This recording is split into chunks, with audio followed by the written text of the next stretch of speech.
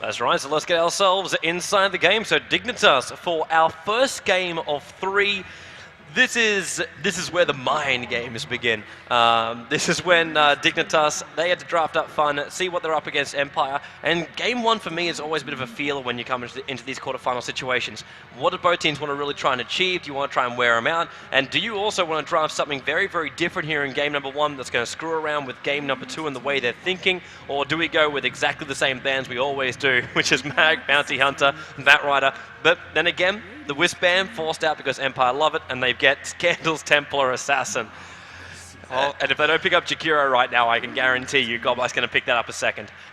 Giving away a Templar Assassin time and time again. How many times do we see people try to shut down Scandal's TA, and then you have Funnick on something like Clinks, and he's just in an offlane farming somewhere, and then randomly he comes up with like an 11 or 12-minute Orchid, and there we go. There's the Clinks coming out from Empire. Dignitas bans out the Wisp in the first 4, which is definitely to their credit. They've done their homework. They know that that's another very dangerous hero to give away, but Dignitas had to see this coming. When they take heroes like Darkseer and Jakiro, there's no way that Empire is going to let a Clinks go through after that. So when you pick a Jakiro and a Darkseer, you just assume that we're going to see Funnick on that Clinks going up against a Darkseer. It's probably going to be played by way 2, and this is a matchup that can go either way. We've seen it time and time again. It is very dynamic, but once you get 6 on the Clinks, you get the pack, you can steal creeps for HP, you kind of overcome the amount of damage that you're going to be taking from that Ion Shell during the early game. Yeah, because you get rid of it just by using the Death Pack strat in the Iron Shell, and all of a sudden your pushing power is gone for Darkseer, and when you lose that pushing power, you lose a lot of control of the lane, and that's when Clinks slowly as well farms up his Orchid. He's never really being harassed too much, and with the Searing Arrows, he doesn't have to worry too much about getting the last hits, because the Iron Shell, the beauty about it is consistent damage. You always know when it's coming in, so getting your right clicks on the creeps is very, very easy to get the timing. We've seen Funnick time and time again outlane a Darkseer, get not even an early Orchid. It's just a couple of early levels, Searing Arrows up really high, pop Strafe 1 level, and all of a sudden Darkseer's got no life whatsoever. He's trying to use a Soul Ring on the top lane, which sacrifices his life, and things just go horribly, horribly wrong after that point. So Dignitas, you're 100% right, they had to be expecting this. They had to be expecting this to come. So maybe they feel Darkseer is still going to be good enough, but Jakiro as well as Tidehunter now being the picks up, I'm seeing a lot of heroes that require a lot of levels here from Dignitas, and that's something Empire's not going to give them. They're not going to give them space.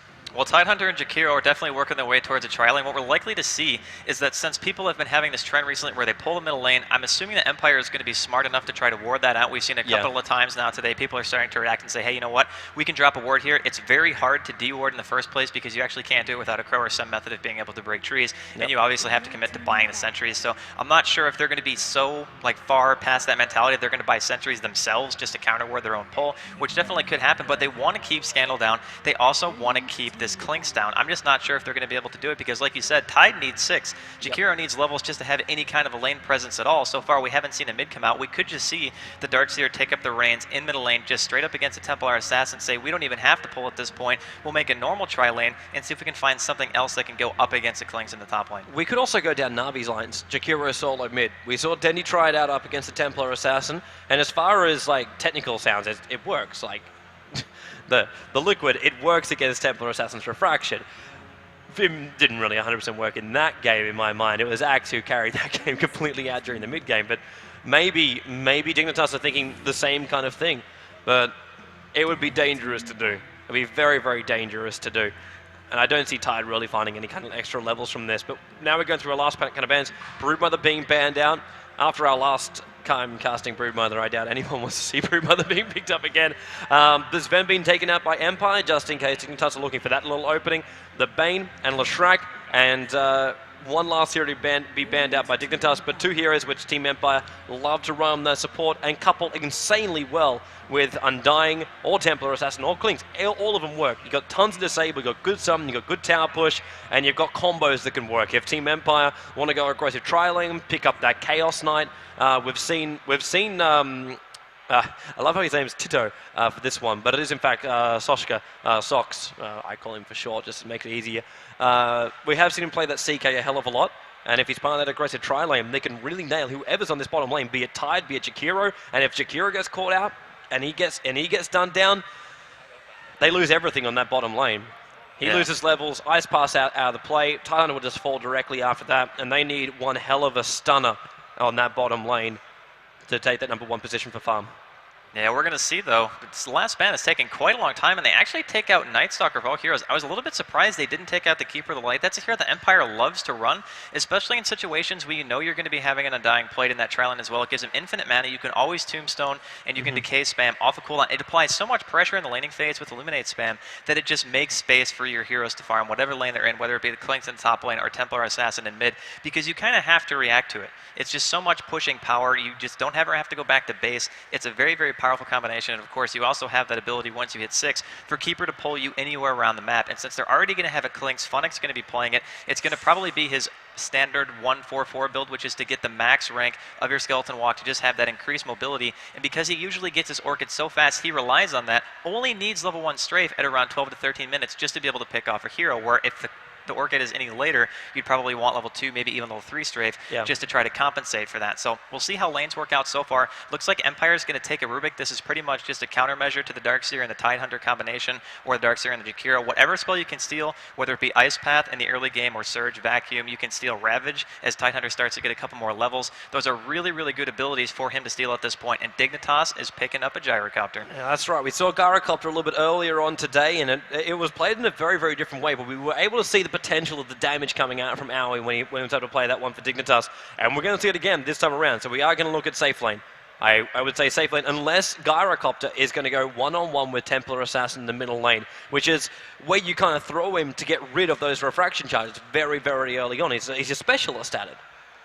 Yeah, he obviously has that Rocket Barrage that takes it down almost instantaneously. The one downside, though, is you have to be really close to do that. Some heroes like Viper that we saw Team Empire actually ban out against Dignitas, they've definitely done their homework as well, knowing that Dignitas in the past has run that to some pretty good success. It actually pressures the TA quite a bit because of the poison attack, but we're talking about a Gyrocopter here, doesn't have the greatest range in the world, has to put himself into harm's way to get rid of the refraction in the first place. So I wouldn't say it's quite as good of a counter as some other heroes could be, but it is a method, especially during the early to mid game, where in small skirmishes you can get a TA a little bit caught off guard and potentially burst them down, of course, in the back of things like Ion Shell and Jakiro as well, who has pretty much nothing but damage over time abilities. And look at an Empire, they're going to finish things out with the Tinker, so I'm assuming that's going to be Sock's hero in this tri-lane. Yeah, we would assume so as well, but then again, does he go tri-lane? Do we leave Clinkz on the off lane? No, it's Empire. It's going to be aggressive tri-lane. But Undying, Rubik, and Tinker, fun combination. Really, really fun combination. I really did think that Coddle was going to come out and then Undying would have to go into a little bit more of a harder role. But Tinker is impossible to push against. And when you look at the Dignitas lineup, I think that's going to be a big problem. And Invoker picks up, so I get to see. I talked about it earlier today, and I get to see it. Fogged Invoker.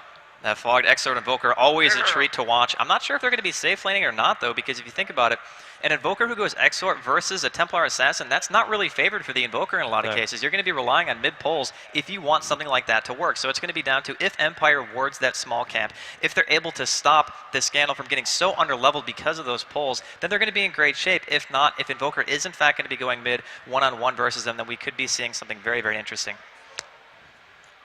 I got distracted by Creevil. Damn, he looks cool. Meanwhile, back over at the Honey Badger side. So we'll have Goldblack, he'll be taking up the Undying, just going to run through the lineup. It is going to be an aggressive tri-lane for Empire. Silence heading down south, already with 2 Observer Wards, as Sox, he is a long way down there, starting out with Soul Ring build and a lot of consumables down there. He is really prepping in for the long haul, and that is going to be him on the Tinker. In towards our solo mid. Would you believe it? A bottle-rushing Templar Assassin Scandal. Yeah, I've never seen this before, actually. Yeah, it's crazy. First time that Scandal has ever done this. I don't think I've ever seen him play this hero before, so I'm not sure what Empire is thinking, but of course. And then Funnick on the top lane. And I love actually how Empire do this, and they do it every single time. The fact that they pull him resources. So he starts off with the Wraith Band, gets into the early ring of Aquila, and that just gives him such momentum to get these last hits very early on. Doesn't always 100% have to rely on Searing Arrows to do what he needs to do, but they pull him an extra set of Tangos, and I think also a Salve in that one too, isn't it? Yeah, they pulled him quite a bit of regeneration. You can buy 1 set of Tangos, I think, and a Wraith Band when you start off, but you can't buy any more than that. So they've given him quite a bit to ensure that sneaking can't do anything in this top lane. They're going to be relying heavily on Funnick to be getting that very, very fast Orchid, and this is a great method to do it, because if you pull in the extra regeneration, you kind of bridge the gap between when you're going to be getting pressured as a Clinkz and when you get level 6 finally, get your Death Pact, allow yourself to heal up from the creeps that you eat, and just force sneaking back. And speaking of, he needs to be careful. Any damage that he takes right now is going to be very, very bad for him, because it just makes him a little bit farther behind, and he's not going to be able to play as aggressively unless he constantly has a very high level of HP. Yeah, and sneaking. There's also a horrible, horrible thing for him now. He's got Iron Shell and he's going up against the Clinks. And with this, sure, you already see with his build what he wants to do. He wants to jump in behind the line, just in this little region here, and just take up the creep wave. But Funnick won't allow him to do so. He's got Iron Shell, so Funnick can easily keep his distance, cause a lot of damage, force out a salve or at least a couple of tangos. He might pull this creep wave down a little bit, and Funnick does the damage, but he'll just keep chaining this off until those consumables are gone. Looks like on bottom lane, Gold Black cops a decent chunk of damage too, bringing him down to half life. And Gyrocopter forced already to use up one set of rocket barrages. But this bottom lane control battle is going to be an interesting one to keep our eyes on.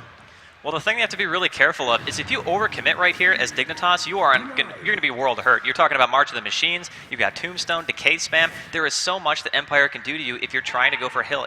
If you get too much Bloodlust, you can be the one who actually falls instead. Come on, Silent. I know he's been trying to do this for like the past 30 seconds. He wants to throw him up on this little platform up on the high ground. It's what he desires to do. But it's just this battle which will never come to happen. And man, this is actually a really fun way of doing this bottom lane. Or you're right, March Machines is the first thing Tinker went up with. But what happens when we start getting laser? What happens when we start getting rockets up? And Gold Black is able to stack up that decay. Already Gyrocopter sitting on 473 life points. Lets off a rocket, but this is just going to be harassment. They might even get rid of it before it reaches him, which they do so. And this is kind of in that position where in a pub game, that would never happen. But in competitive games, if you're looking for it and you're part of a tri-lane, you can nail that rocket down before it does any damage whatsoever. Honestly, I don't see Dignitas Trilane accomplishing a whole lot at this point in time, which means that the Tinker is probably going to get his boots of travel relatively fast, but at the same time, even though he's been able to go for the CS, he hasn't gotten that many. We can see the leader on the board right now is actually Sneaking, who is sitting at 12 at the moment, but he's completely out of consumables. Yeah, he's used every single thing that he has so far, and Funnick still has a salve, and he just used the first of his second set of tangos, so Sneaking being forced all the way back. Sneaking, maybe even get a courier snipe right now, and he's going to get it too, and that was actually the bottle of Scandal. That's even a bigger thing, and they're going to pick him up with cold snaps. Big fighting out from the USA team. That was really great movement coming out of Sneak. He knew that there was no chance there was going to be wards here. Bottom lane, they're committing so heavily to his Empire, you can just assume that the vision isn't going to be there. Funnick just thought he was backing because he had no regeneration. He was low on health. Brilliant use of his time right there by Sneak. And now that's 2.5 minutes for the Scandal does not have that bottle. This is even bigger. That's going to be the 4-minute rune gone. Not to mention all this harassment which he wants to spam out, that he wants to use, is not doable. Hello, a little bit of trouble coming out from Rubik. He's just stopping the side pull. That was actually playing out really nicely. Coming in with the double damage rune, which he picked up from the bottom lane, picking up Tide, throwing it back in towards the middle lane, and making sure this mid lane pull doesn't happen just by being a presence there. Not by warding, just by being a presence. Yeah, this is something that Empire is going to continue to do. They're very quick to adapting to new age strategies, and look at him just being even more annoying, doing some counter pulling as well to say, hey, you know what? You're not going to get to stack this at all. You're not going to get to pull it either. But he needs to be careful. He can't get too far out of position because if he eats something like an Ice Path and a Dual Breath, one rocket follow-up, and he could be looking at a death. That was actually a bit of a fun bait as well. I don't know if you noticed, Aoi was thinking about coming up to catch out Silent, and then Gold Black just moves over to the side. You know, Tinker's always got rockets to spam out if he needs to, and when that happens, you got some decent damage flying your way. We only have 1 point in telekinesis, but it's still time to get that decay off, get a couple of right clicks, maybe Tinker to come in a little bit closer. But once that level 2 starts to hit up on Rubik, then you add a little bit of nukage to that in this bottom lane, one hero could just pop. Yeah, it's a definite possibility, and so far Dignitas has done a pretty good job of not overcommitting to any fights or anything silly like that. They're still trying to maximize their efficiency in this tri-lane. Gonna see a rocket though on Rubik. Trouble on bottom lane. It's gonna be his death. And the rocket hits, man. Takes the first blood. Aoi's the one to take it. Sorry, second kill. Middle lane as well, Scandal. That's true, Sneaking's right behind him. He's not able to pick him up though. What would you give for a couple of bottle charges right now? But maybe with a haste rune. See if he's got balls enough to dive in behind it. Yeah, they're sneaking and running himself away. He doesn't have vision of this. And Scandal's just going to check and see if he was there, but no, he doesn't realize he's already surged himself away to safety. Would have been a fun snipe though. I like the fact that Snee actually went again the same path that he took last time, but Haste is still up here. Fall going to be forced back to his tower, but I don't think he's going to be too worse for it. And he actually decides to make Tranquil Boots on Invoker to compensate for the fact that he knows he's going to be taking that harassment damage. And going the Exort build, it's not like he's got the cost to back him up, so he's wanting to get these snipe offs. And I'm wondering how long until this happens too. Do we wait for just that rocket to fly out from the Gyrocopter? It's kind of like the main stun apart from Jakiro's Ice Path. There's going to be no Ravage for a while. It was still as he tied under level 2. We're 5 minutes in, and Ty's walking around that level 2. Obviously, he's not massively under-leveled in comparison to the rest of the tri-lane, but considering he's been trying to pull that middle lane, try and pull down towards that bottom lane as well. That just not have those levels. Here's our Rocket going to go out and tinker. Ice Path going to hold him there. He gets stunned for the moment. Sunstrike coming down. Try and predict him to come back out again, but it doesn't work. He doesn't get there in time. It's a lot of damage from the March of the Machines, dropping him down, and Tide's forced to retreat back out again. Goblak, he's got decay in 1 second time, and there should be enough for the Tidehunter. Maybe it's not enough. He couldn't get it off. The Ice Path holds him out. And then Owie coming in for Silent. He's going to get him as a double kill for Owie. Support is finally TP back down again. It's the Tinker returning. Oh, that was such a good Ice Path coming out from way 2. How badly did that Undying want to get off that decay? He was actually mid-animation. His hand was up in the air. It's like, I almost, and then frozen. So, unfortunately, the Empire isn't able to get anything done. I kind of gave a slight advantage to Empire in the situation because they committed so heavily to that fight. The Tombstone was down. They ran to the March of the Machines, but the damage just wasn't there. Yep. Doesn't work at the end of the day, but still want to point out the fact that Sneaking, who at this point is one right click away from death if Funnick didn't get blocked by his own creep there. We're forgetting Funnick. We are forgetting Funnick, and this is the most dangerous thing you can do up against Empire. We know how great he is. 42 for 1 on that off lane. Just this is brutal. Absolutely brutal. And now he's chasing down Scandal, who wants to kind of see him, but it's an Invis Iron Shell killing off Scandal. He's got to pop that refraction, but he knows he's going to lose it. Sunstrike coming in for Scandal. He's going to tick down from this Iron Shell. Finally gets a vision, but it's just done with an invisible force of Sneaking. Oh, that is so frustrating. There's absolutely nothing he can do about that either. You can't meld, you can't sit still. You have to try to run back to base. Unfortunately, he dropped the trap as soon as he noticed that he was getting the Ion Shell damage done to him. So he didn't have another one to drop to stop him, because if he had to surge to catch up, then he would have come out of Invis and it would have been a different story. He would have lost a little bit of distance. Might have been enough to get him back to a tower, because at that point, he was very low on HP, so he would not have been able to chase that. Yep. About that, how much confidence that just gave Sneaking, and then Funnick says, just remember your place. Just remember your place and move back a little bit. And let TP on bottom lane. I think maybe Dignitas want to go again on this bot lane. They got the ulti of Gyrocopter up now. And level 4 on Jakiro. There's your Ice Path. That's a weird Ice Path, completely out of position. Tombstone will drop. Decay's out and Justin Bieber way too close. And that's going to be a rocket flying up, just holding Tinker out. That's a great pick up by the Rubik, picking him up and throwing him back into Tides. And Goblak, 1 second on the Decay. Will he get it this time? Yes, he does. Not stopped off by any Ice Path, and moving even closer towards Owie. No more extra Decay, but they're still happy with the 2 kills. Now, that's the first time Empire has spilt blood.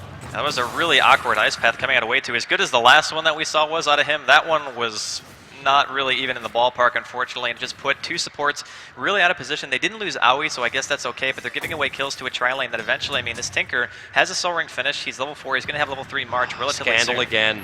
He's too far out. Sunstrike's coming down. Actually, they can't see him. Refraction Charge soaks it up. Deafening Blast going to push him back. The Iron Shell damage. TA Trap tries to slow him as he heads down south, but at the end of the day, successful games by Sneaking again here with Fogs. And you just really can't do anything if you're Scandal in this situation. You're relying on your team to try to help you, or at the very least, be sure that Funnick is getting his farm, which he definitely is. Because of the fact that Sneak is roaming around the map so much, we're seeing Funnick close in on his Orchid. This is what they are known for doing. Yep. And the timing is exactly right that you said before. The 11 minutes, hello bottom lane, cooldown comes in. And now he takes out Undying. But a very quick fallback. Owie's not really looking too nice there. A couple of the undead chasing him down, and Silent comes down with a double damage rune. Might be hoping you come back in range to the Tombstone, but not really. But Silent maybe had to get a pick off, but doesn't look like it. Both Dignitas heroes falling back just in case. Yeah, I don't really blame them. Or are they? No, Silent's going to come in. He's going to see way too sexy. There's a first right click, there's a second right click, drops him down a little bit. Rocket's flying down as well. And Tidehunter, he's down here with low life, and there's no support coming to him. Gyrocopter will heal up in a moment, but that's in a moment. And the thing that really worries me is, again, Funnick left alone. He's only 800, maybe a little bit less away from his Orchid now. He's got the 2 Oblivion stats completely done. Scandal, while he's died a couple of times, he's still actually ahead of the Invoker in terms of overall CS, which with 3 deaths on the board is a little bit staggering at this point to think about. It just means that he's been doing an excellent job outside of the fact that he has been ganked. And I'm a bit surprised that Empire hasn't put any wards up for him at all. They're still heavily pressuring this bottom lane. Way too just spotting Silent, so they're going to know there's a ward up on the high ground. And that's Empire keeping very close tabs on Fog. TA Trap, Scandal wanting to be aggressive against Fogged.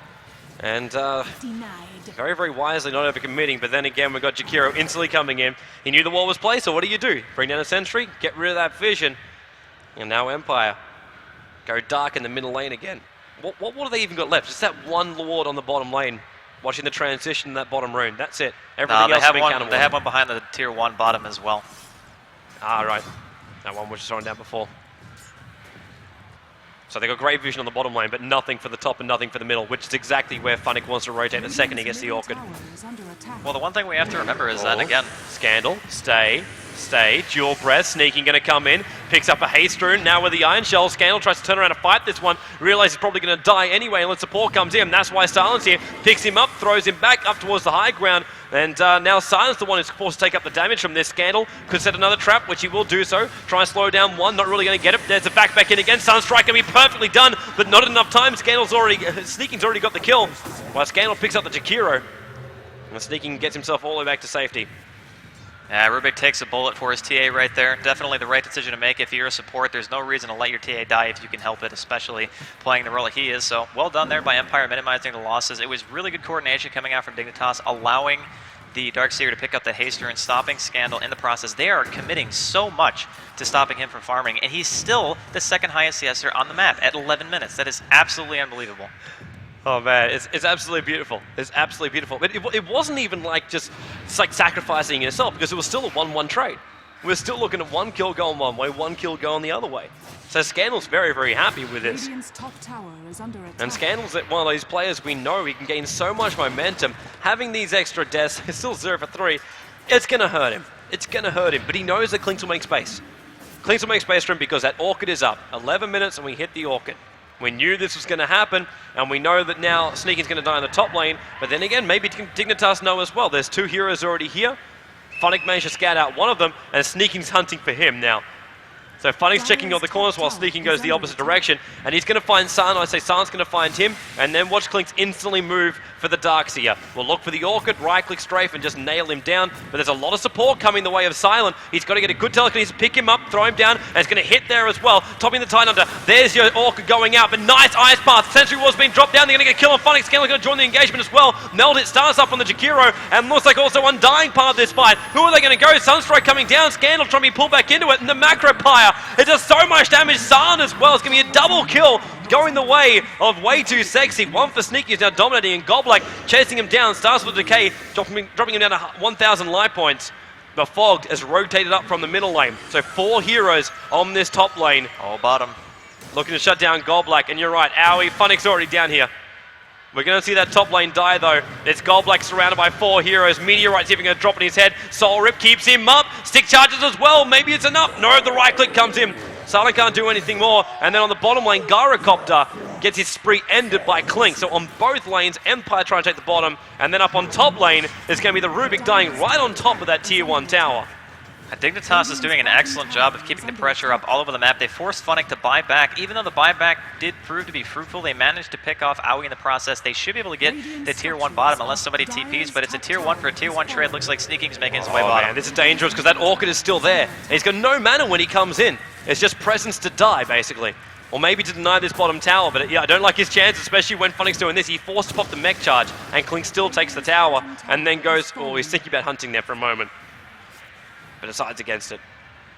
Empire is still doing a pretty good job of minimizing the losses. Dignitas is ahead, but they're not ahead by a large margin. A couple of thousand gold, a couple of thousand experience at 13 minutes in. That's not that much. And Empire is continuing to push right now. They're forcing another TP reaction mid out of Fogged, and I don't think that Scandal... Oh, he's not going to get the tower, actually. Yeah, it was Fogged who came in, got the denial. Now the cooldown coming on top of Scandal. Also with that rocket on his back. They're going to try and TP extra support in. In fact, not try, succeed. Tinker coming in with the rockets, and then instant master machines. No one's going to dive into that. And now he's got BTs. Key time for Socks.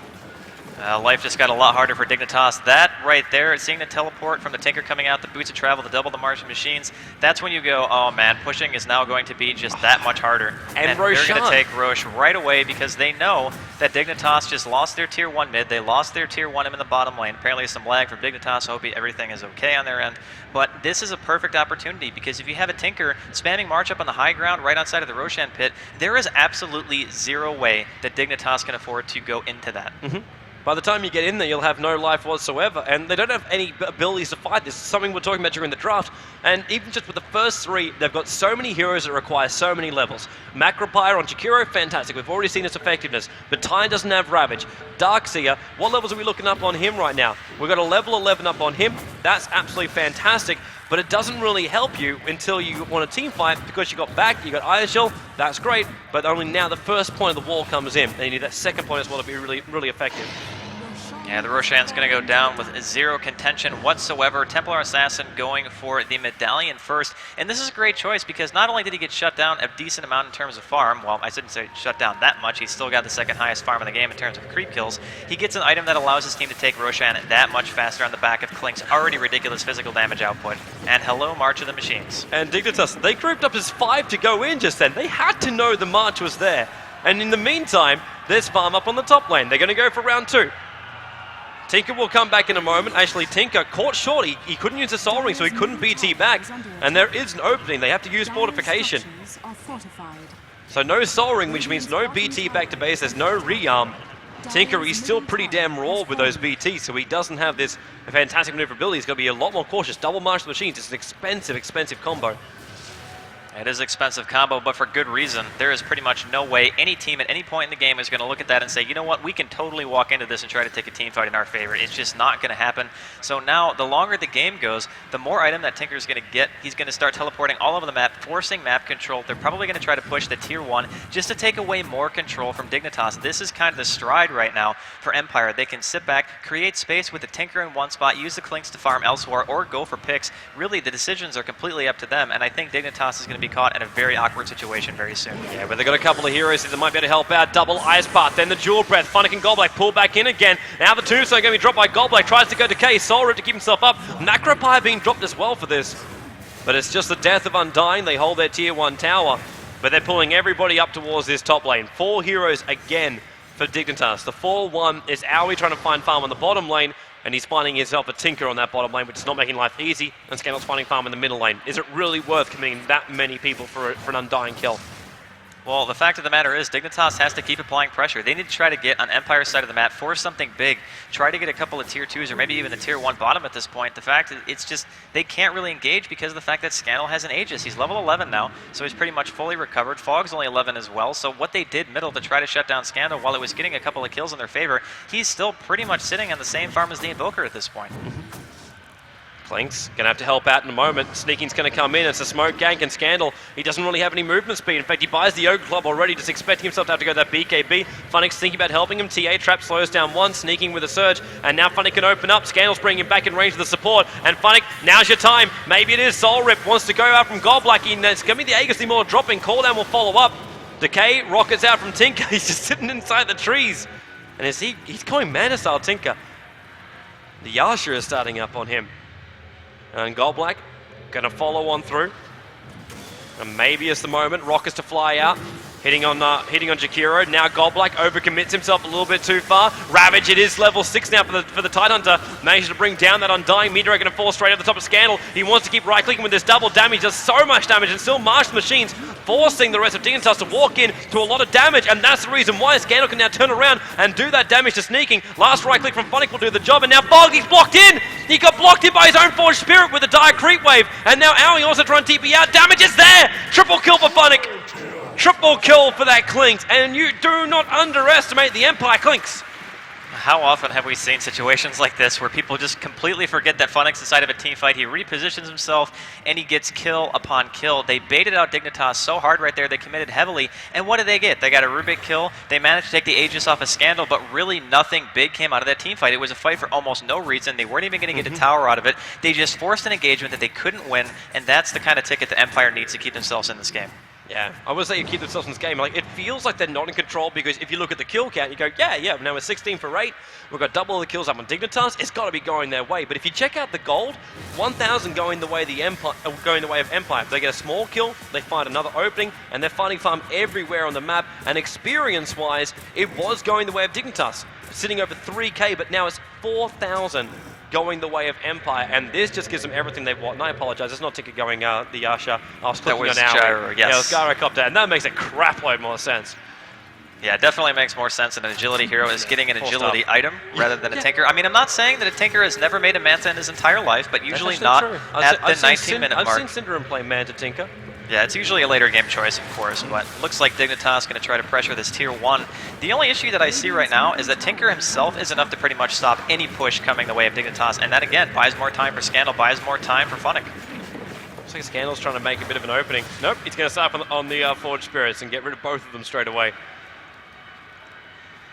Had an invis route and thought he might have gone for a little bit of a wander, but not the case. I love how many sentry wards are all over the shop right now.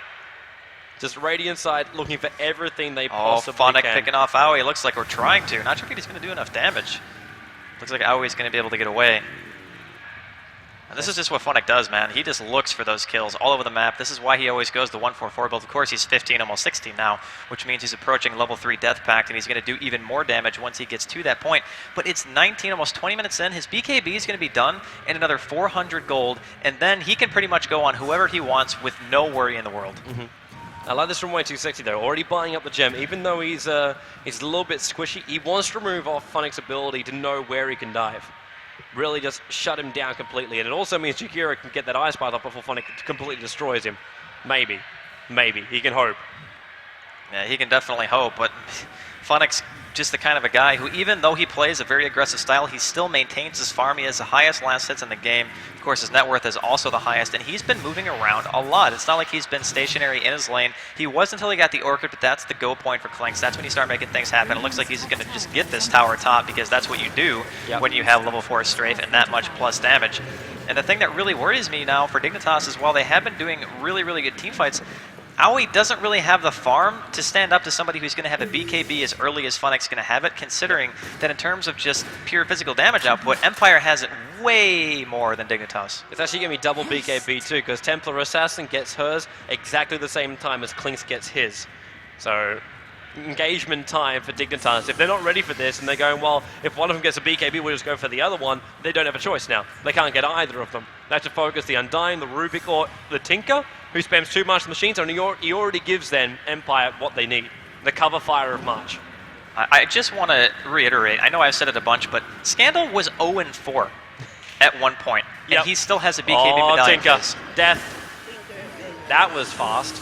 And then rotation down towards the bottom lane. Goblak, what's he really going to do here unless mass support comes in? Pops the ultimate, throws down the tombstone, goes for the decay. Support is going to be coming in for him right now, and the cooldown's going to hit pretty hard. Who's the one coming in? It's Scandal, looking to start with on the Jakiro, even though it's just been one after the other. Tinkerbell back into the game, and now they're looking for some extra kills. Funnick's down here as well, and the entire Empire side brought their support down as fast as they could.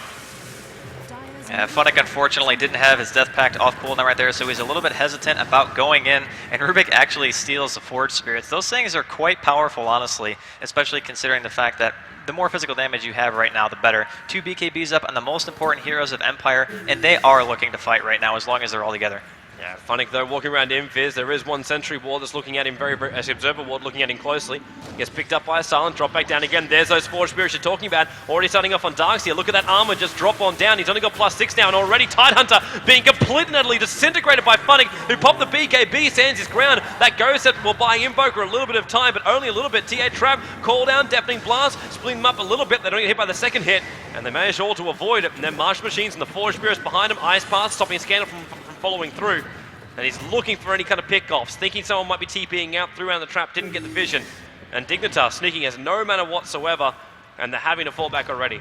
It definitely could have went a lot worse right there for Dignitas because of the fact that Scandal was forced into rushing a BKB, and he bought the medallion first. That means there's no blink, which means his chase potential is a lot lower than it would normally be. Yep. Of course, Funnick can still chase people down, but he doesn't have any built-in disables like a TA does with the Psionic Trap, so the rest of the team really just isn't going to be able to help him out in that case. And as much damage as he does at this point, there are a couple of heroes, especially Fog picking up the Ghost Scepter, they can live through that. If they get the Force Staffs out, if they get the Ghost Scepters on their supports, they can still wiggle their way back into the game in terms of team fights. It's just they have to try to find some kind of an opening soon, because this tier 1 bottom still stands for Empire, especially when Roshan's going to be respawning in less than a minute at this point. If you're stuck on this side of the map, this close to your base, Dignitas just opens up on Aoi with the strafe, the searing arrows. That's enough damage. He'll pop, or maybe not. Mech Charge just in time by sneaking.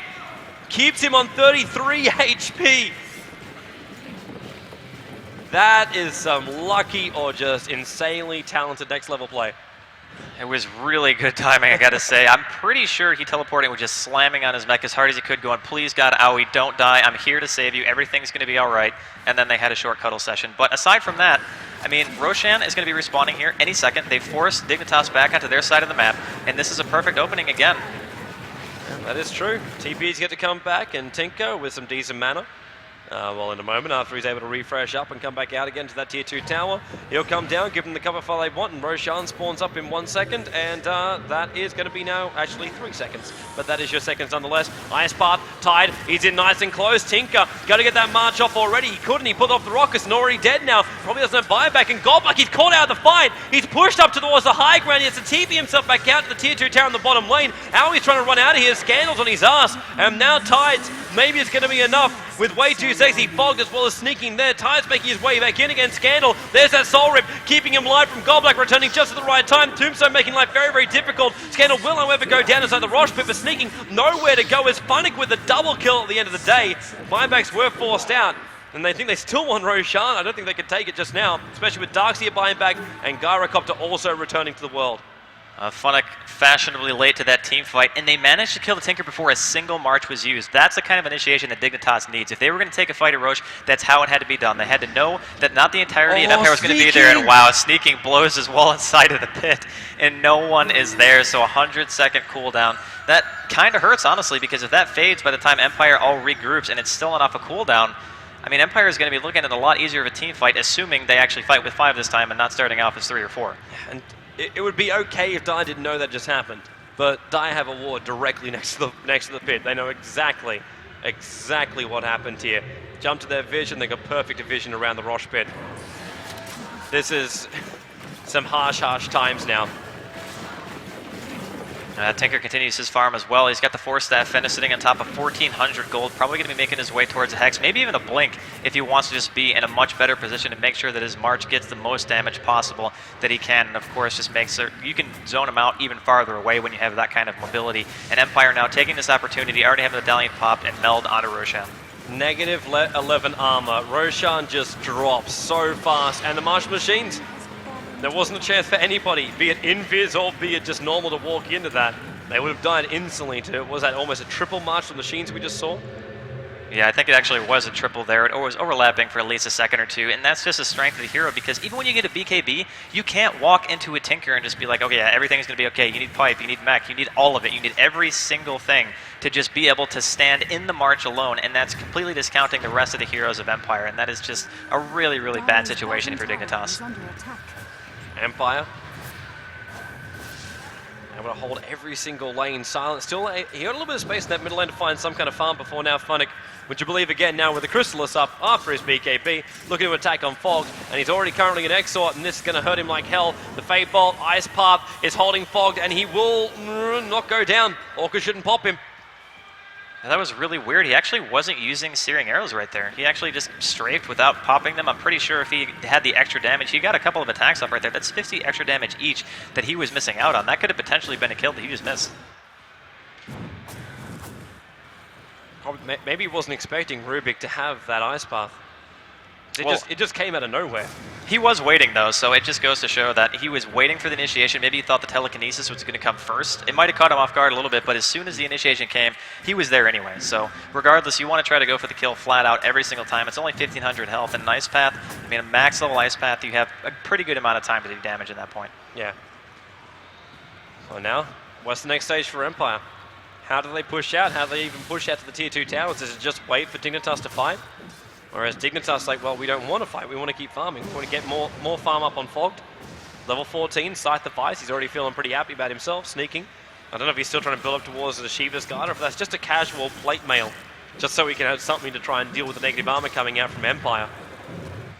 I think it probably will end up being a Shiva's. It's great against hard carry heroes that do physical damage because you get the minus attack speed, of course. Gives you a nice click effect as well to slow people down in a team fight. And there's not really a whole lot of escape mechanisms coming out of Empire. I mean, TA, outside of having a blink, which Scandal at this point doesn't have, he's actually going for a Diffusal Blade right now. And, he doesn't have the mobility that normally you would see in a Templar Assassin, so going Shiva's is actually quite good. Allows everyone to stay closer together, gives a better opportunity for the Tide to get into the fight, hit more people with a Ravage. I think that's probably what he's going to be making. Mm-hmm. I love how he's going the Diffusal Blade straight away. It's just so Darkseer can't get people out. He wants these kills just by standing and making them fight like men. Scandal's going to be really careful in this middle lane. Sure, he's got a whole bunch of himself there, but support for Dignitas. 4 heroes already grouped up in the middle lane. And Darkseer, who's continuously farming up the jungle. You don't want to get yourself caught out that close. But then again, he goes back, farms up. Top lane, Funnick's still looking for his level of farm, and he's about at that 2400. So then we can start looking at the Demon Edge. Still obviously needs the recipe to finish up his Daedalus. Yeah, this is a point in the game where Empire is just going to continue their farm. They're not really scared going to late game, although it is an Exort Invoker we're talking about here, so this is the point where he's usually his strongest. When you just max out Exort, of course, the more spells you get, the better, but he's got his Hex done, he's got the Ghost Scepter to prevent himself from getting just blown up by the Clinks. They can definitely take a team fight. It's just going to be down to if they can catch the right heroes out first. You want to try to get the high priority targets. I mean, Scandal, Funnick being the most damage output heroes on Empire at the moment. Then you have Tinker, who has that great zone control and good follow-up damage. So there's a lot of targets they can go for. It's just a matter of can they catch anyone out of position, and Empire is just not a team who's known for giving things away like that. Yeah, the only person which they're really going to have out of position would be the Tinker when he tries to like push lanes just a little bit too far over the river. That'll be the only time you can get him, but to catch him out like that, you normally need some hero that can jump in, some hero that's really, really fast. So we saw Storm Spirit being used for a while when Tinker was almost basically, he was always first 3 pick. That was back in ye old days. But they don't have anything like that. They've got the range of Ice Path, they've got a homing missile, doesn't fly too fast, they've always got prep time. It's just not there. So they have to get lucky, basically. They have to get lucky that Tinker TP's the wrong place where he doesn't have vision. Empire wants to play aggressive here as well. They're going to go ahead and smoke up. It's a 4-man smoke, just waiting on the Tinker. Of course, he can be anywhere he wants at any time, so it's no real big deal if he's not there at the point of the smoke. And they're going to be making their way towards Dignitas' side of the map. Not sure if they're going to try to catch anyone out or not. Roshan's about halfway respawn, so they're not going for any aggressive positioning like that just to secure Roche. And all the tier 2s right now for Dignitas still standing, and we'll see if Empire can make anything happen here. Yeah, I think they want to make the most out of that Aegis the Immortal. You're talking about Roshan respawning, but it's also how long until he reclaims that. Scan's like, well, can we have an engagement? I've got this thing that lets me relive again. It'll be a good idea to actually use the damn thing. Because he's only got 1 minute left. 1 minute left before that gets reclaimed. So Goldblack he can search out, but he also doesn't know where any sentry wards are. This gem that's completely removed their vision. So Empire, they wanted to find a kill. They smoked up. They went to their own jungle, expecting maybe Dignitas were up there searching for them. And then over towards the Ancients. Wasn't there. The other option was to go into the Radiant jungle, and that's a dangerous, dangerous place. They know how many sentry wards were dropped to try and kill them off before, and it was going to happen again. But well, not only sentry wards, but it's a matter of Empire didn't have any vision when they smoked up right there. When you're going to smoke, you want to try to have vision up so you actually have a point of reference to be like, okay, we saw somebody here at X point in time. Maybe we can catch somebody out going for farming the jungle or something like that, but they didn't have any of it. They had absolutely no vision, and that's really uncharacteristic of Empire. Usually they're very good at setting themselves up opportunities. That's why they're known as very great laners, very great drafters. They think ahead a lot of times, but I mean, honestly, that smoke really didn't do a whole lot for them. It's a little bit of a waste of time. It's not going to kill him at the end. And yeah, nicely done by Sneaky. Scandal stuck on the high ground. He's going to meld up, but he's still going to get hit by that Sunstrike. And there's no force staff here to get him off. In fact, Tinker is now surged down so he can actually force staff him out to safety, which he now does. But there's no vision for Dignitas. They might even still think he's up there. Yeah, oh, sneaking again! It's the second time! It is the second time! He thought it was legendary, but they have no vision up there. And the Ice Path to check. And now they realize the horrible, horrible truth. That is very, very unfortunate indeed, and I don't think Empire actually knows about it, though. That's the one thing. We saw the Roche ward last time that spotted out the wall that was just randomly placed, but this time they don't have it. They actually have almost zero vision at this point, even though Scandal now finishes Diffusal Blade. They haven't found a whole lot of openings so far, and honestly that's attributed to the fact that Jakiro and Dignitas has picked up a gem. So anytime that Empire goes for aggressive warding, they're very vigilant about their scouting. They make sure that Empire is not going to be able to catch them out with a random smoke or anything like that, and it just allows them to play a little bit safer, and they can go into lanes like Sneak is right now and not really feel like they're going to get burned down just instantaneously. Yeah. Maybe another prep right now for Goldblack, another smoke coming in. So we're going to have a 3-man smoke act maybe. Unless there's going to be another one join. Looks like Scandal just wants to farm up a little bit more before it's over.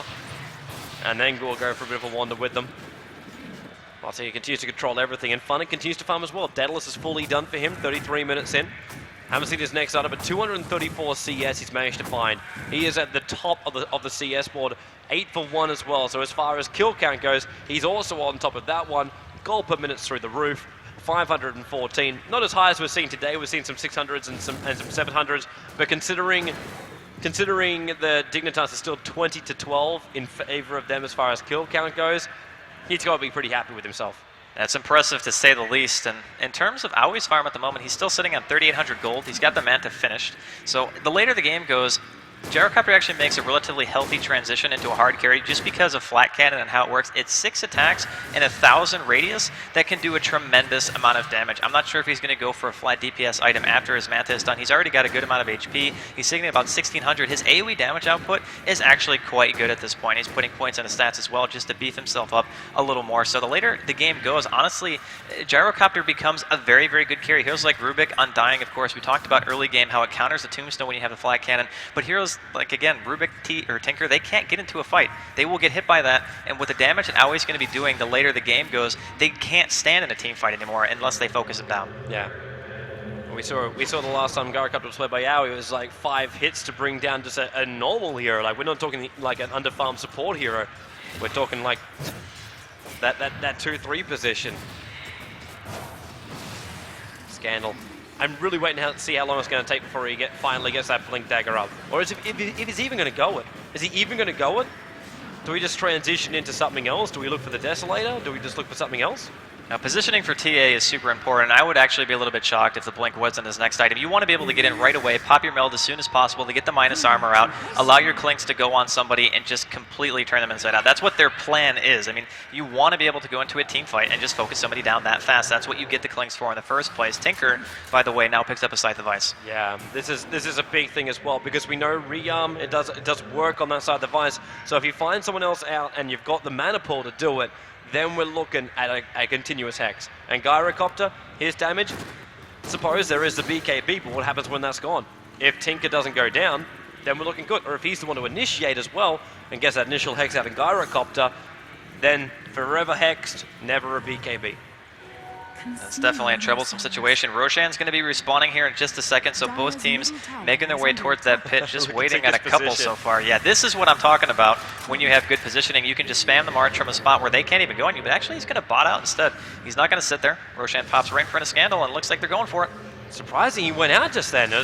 This is the timing you want to be popping off that Martial Machine. Scandal, he's right next to that Ice Spike. He's got no way out of here. And there's the open up on Tidehunter. It's Funnick trying to do it with the BKB, already with the Orca, but the Ghost Scepter stalling him up. Now Aoi and Funnick teaming up together. It's going to be Aoi, maybe Aoi going down. It's the big battle, and it's going to be Funnick coming out on top at the end of the day. Scandal now can move himself over towards sneaking. He's on the run as fast as he can. I don't know how long he's going to be able to run for this one. The Surge now wears off. Meld hit, nice wall. This time it's perfect, but the K from Undying. Goblek raised the fist and this time hit Scandal fighting up against himself, or at least an illusion of himself. And what do we just steal? We just stole Ice Wall. But that's not really going to have any kind of effect. It's Invoker out and not a single casualty for Empire.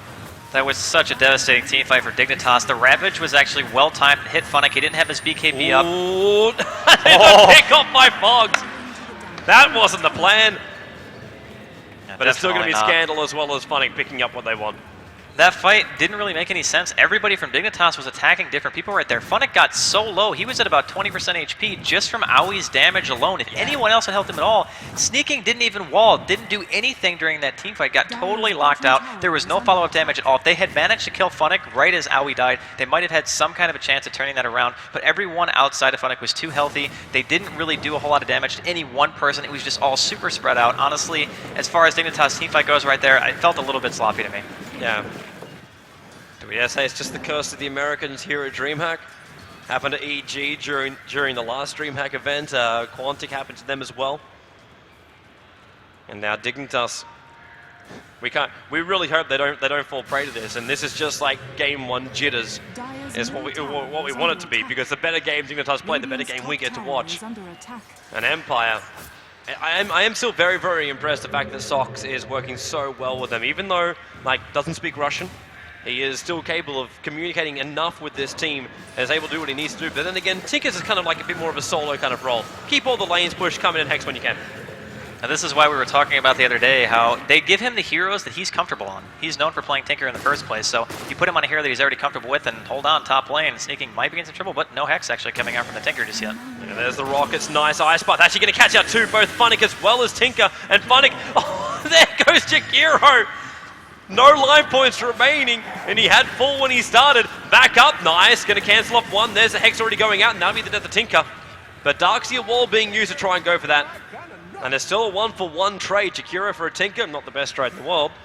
But Empire might not be done yet, and they definitely are in the bottom lane. Scandal is down here by himself, and he's getting closer and closer towards his own Daedalus, and looking at Owie on that bottom lane. Level 17 up against a level 20, we've got so much negative armor from Scandal. It would force the BKB, and I think already our charges are low on that one. 9 seconds on it. I'm not really sure why Owie felt it was necessary to buy a BKB here. I mean, you look at the team right now, I mean, yeah, you have an Undying, which is some decay damage, a Soul Rip, you have a Rubik with a Fade Bolt, and a Tinker, but I don't know if that's enough to really warrant it. If you're really worried about laser that much, you can just Manta it off, you can Manta off the Orchid, things like that. He was already pretty tanky to begin with. I feel like he needs an extra damage item. Imagine instead of a BKB, if he had something like a Crystallis, maybe even more towards his Daedalus, he probably would have been able to just one-on-one Funnick in that team fight around Roshan. I don't know if the BKB was the perfect option for him right here.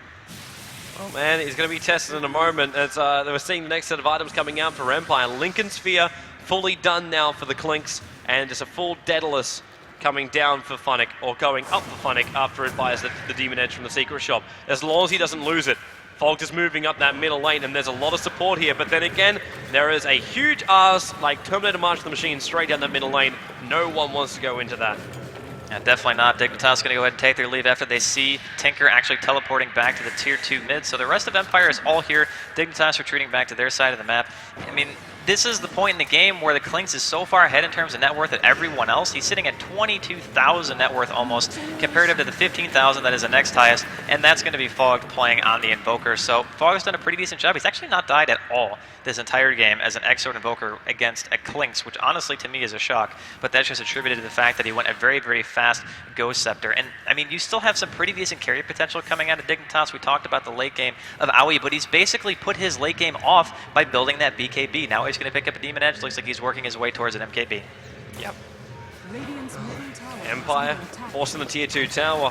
Wondering if Dignitas will 100% want to defend this. They do have Glyph if they want to use it, and it is used. Sunstrike going to come on down, having a little bit of a surge, but Scandal didn't retreat out, and now it's actually going to be Funnick up on the high ground. The Ghost Scepter able to save the Titan for the moment. We haven't seen anyone die just yet, but Tinker's getting pretty damn low. They get rid of the Tombstone very, very quickly. Darkseid's a long way out. Tide did drop at the end of the day. Scandal getting caught, and that's Owie trying to open up on top of that TA. He's got no melt, he's got no refraction. He needs something up, and there's the Aegis Immortal. It's going to have to pop off at this one. Funnick looking for even more hits there on sneaking. Not going to be enough damage, however. That rocket, they've got to get rid of that. There we go. Take it out. No extra stun. 2 heroes on the sideline for Dignitas and Empire. Full strength, looking to go in. Forced up already, and that's going to be already the Hex on Fog. Follow from Scandal, Meld hit, and that's going to be him gone. Picked up a Telekinesis, sneaking back towards the front lines. Now he's orchided up, and it's Funnick who can't decide who he wants to hit. The mega kill streak has already ended the Invoker. There goes sneaking. Nice Darkseid wall. The last thing he can do, Godblack burning, and does die out of that one. But Funnick then opens up on Fog. He came back in towards the engagement. TA being brought down by Owie, but March of the Machines, there's just so many waves. Ravage will pop off. They don't want to go in there. Owie has got to get out of there, same as Fogged. There's a triple kill for sneaking, and Dignitas hold the line. That was a really great base defense. At the start of that fight, the Tidehunter died without even being able to use his Ravage. He got crit for 1,000 damage by Funnick, and he popped the Ghost Scepter for dear life, and he's like, I really don't want to die here. Unfortunately, he had to wait for his full resurrection timer while a couple of buybacks occurred right there. Tinker actually bought back, Invoker and Darkseer bought back as well, so they managed to defend the base. And this is what I was talking about, the late game transition. The Gyrocopter still does a reasonable amount of damage. That Flat Cannon was just tearing apart the supports. If he's able to land any attacks at all during the team fight, you can just assume anyone in the area is going to be getting hit by it. You have Call Down, which does a reasonable amount of damage as well, and you still have that Rocket Barrage that's just eating through Refraction. He managed to focus on Scandal and eventually take him down after the Aegis. So very well done there by Dignitas. The wall finally from sneaking was there, by the way. Like the first one this game that I could say, you know what, that was a decent wall, and they managed to hold it. He's basically like the PGG of what PGG is to Enigma, sneaking is now as to Darkseer. Yeah. Sorry, man. It's reputations hold. 27 to 21, this kill count's getting closer. One thing I haven't even brought up for a while is that gold graph, and it looks like it's slightly going downhill in favor of Empire. However, during the last engagement, the gold might have gone the way of Empire. They didn't take racks, but Dignitas, they got a lot of levels. Got to remember, Empire is so high in levels in comparison to Dignitas that they earn so much more with every single kill.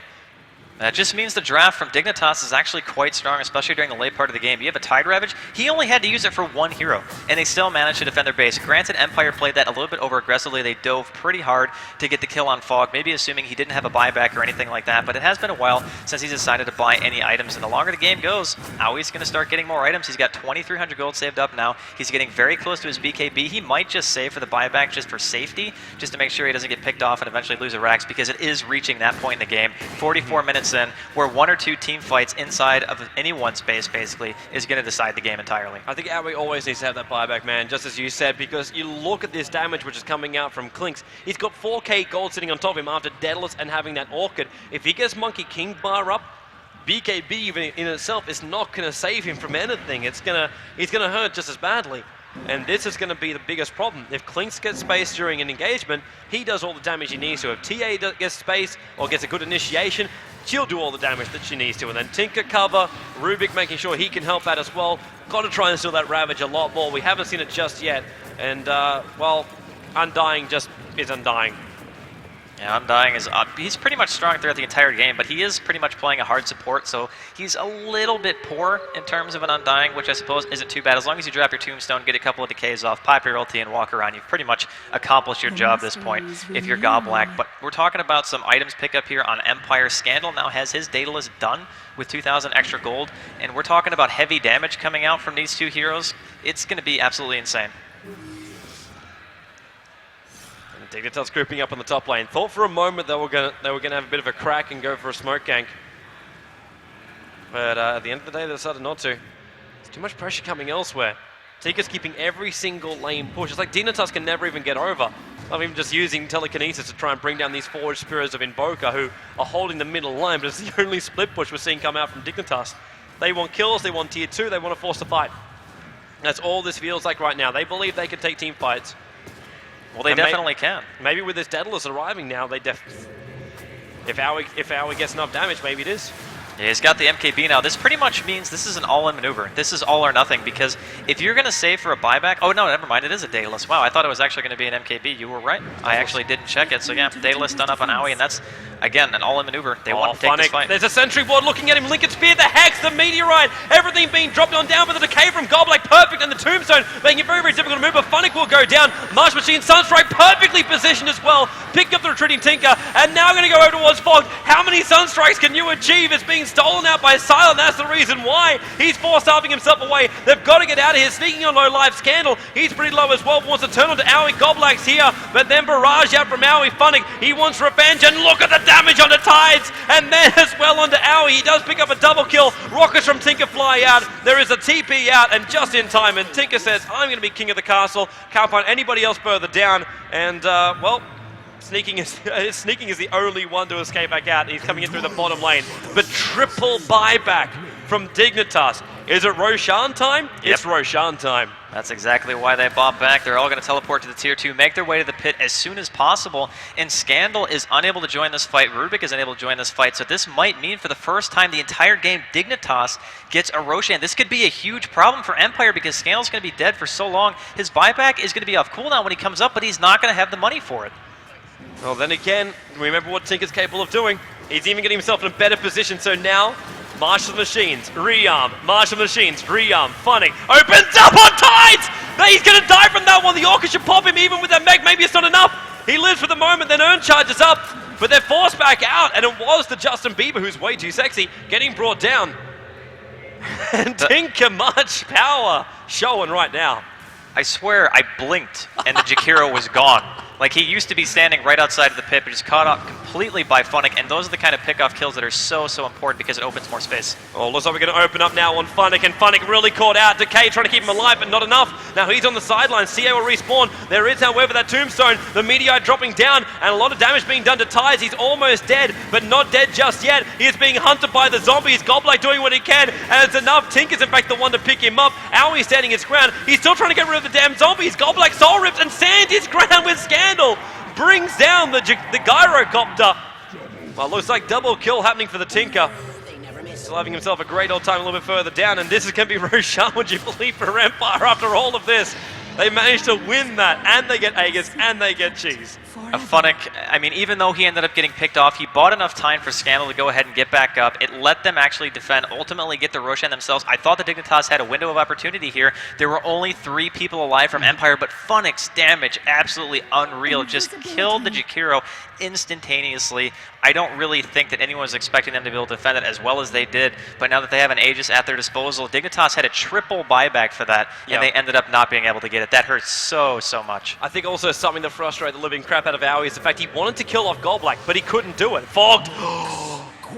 This is 80 seconds on the sidelines, and no element is going to help him out this one. Scandal's going to take the tier 2 tower just by taking this one kill. He's got support from Rubik. This is a guaranteed tier 2, and may even damage to a tier 3.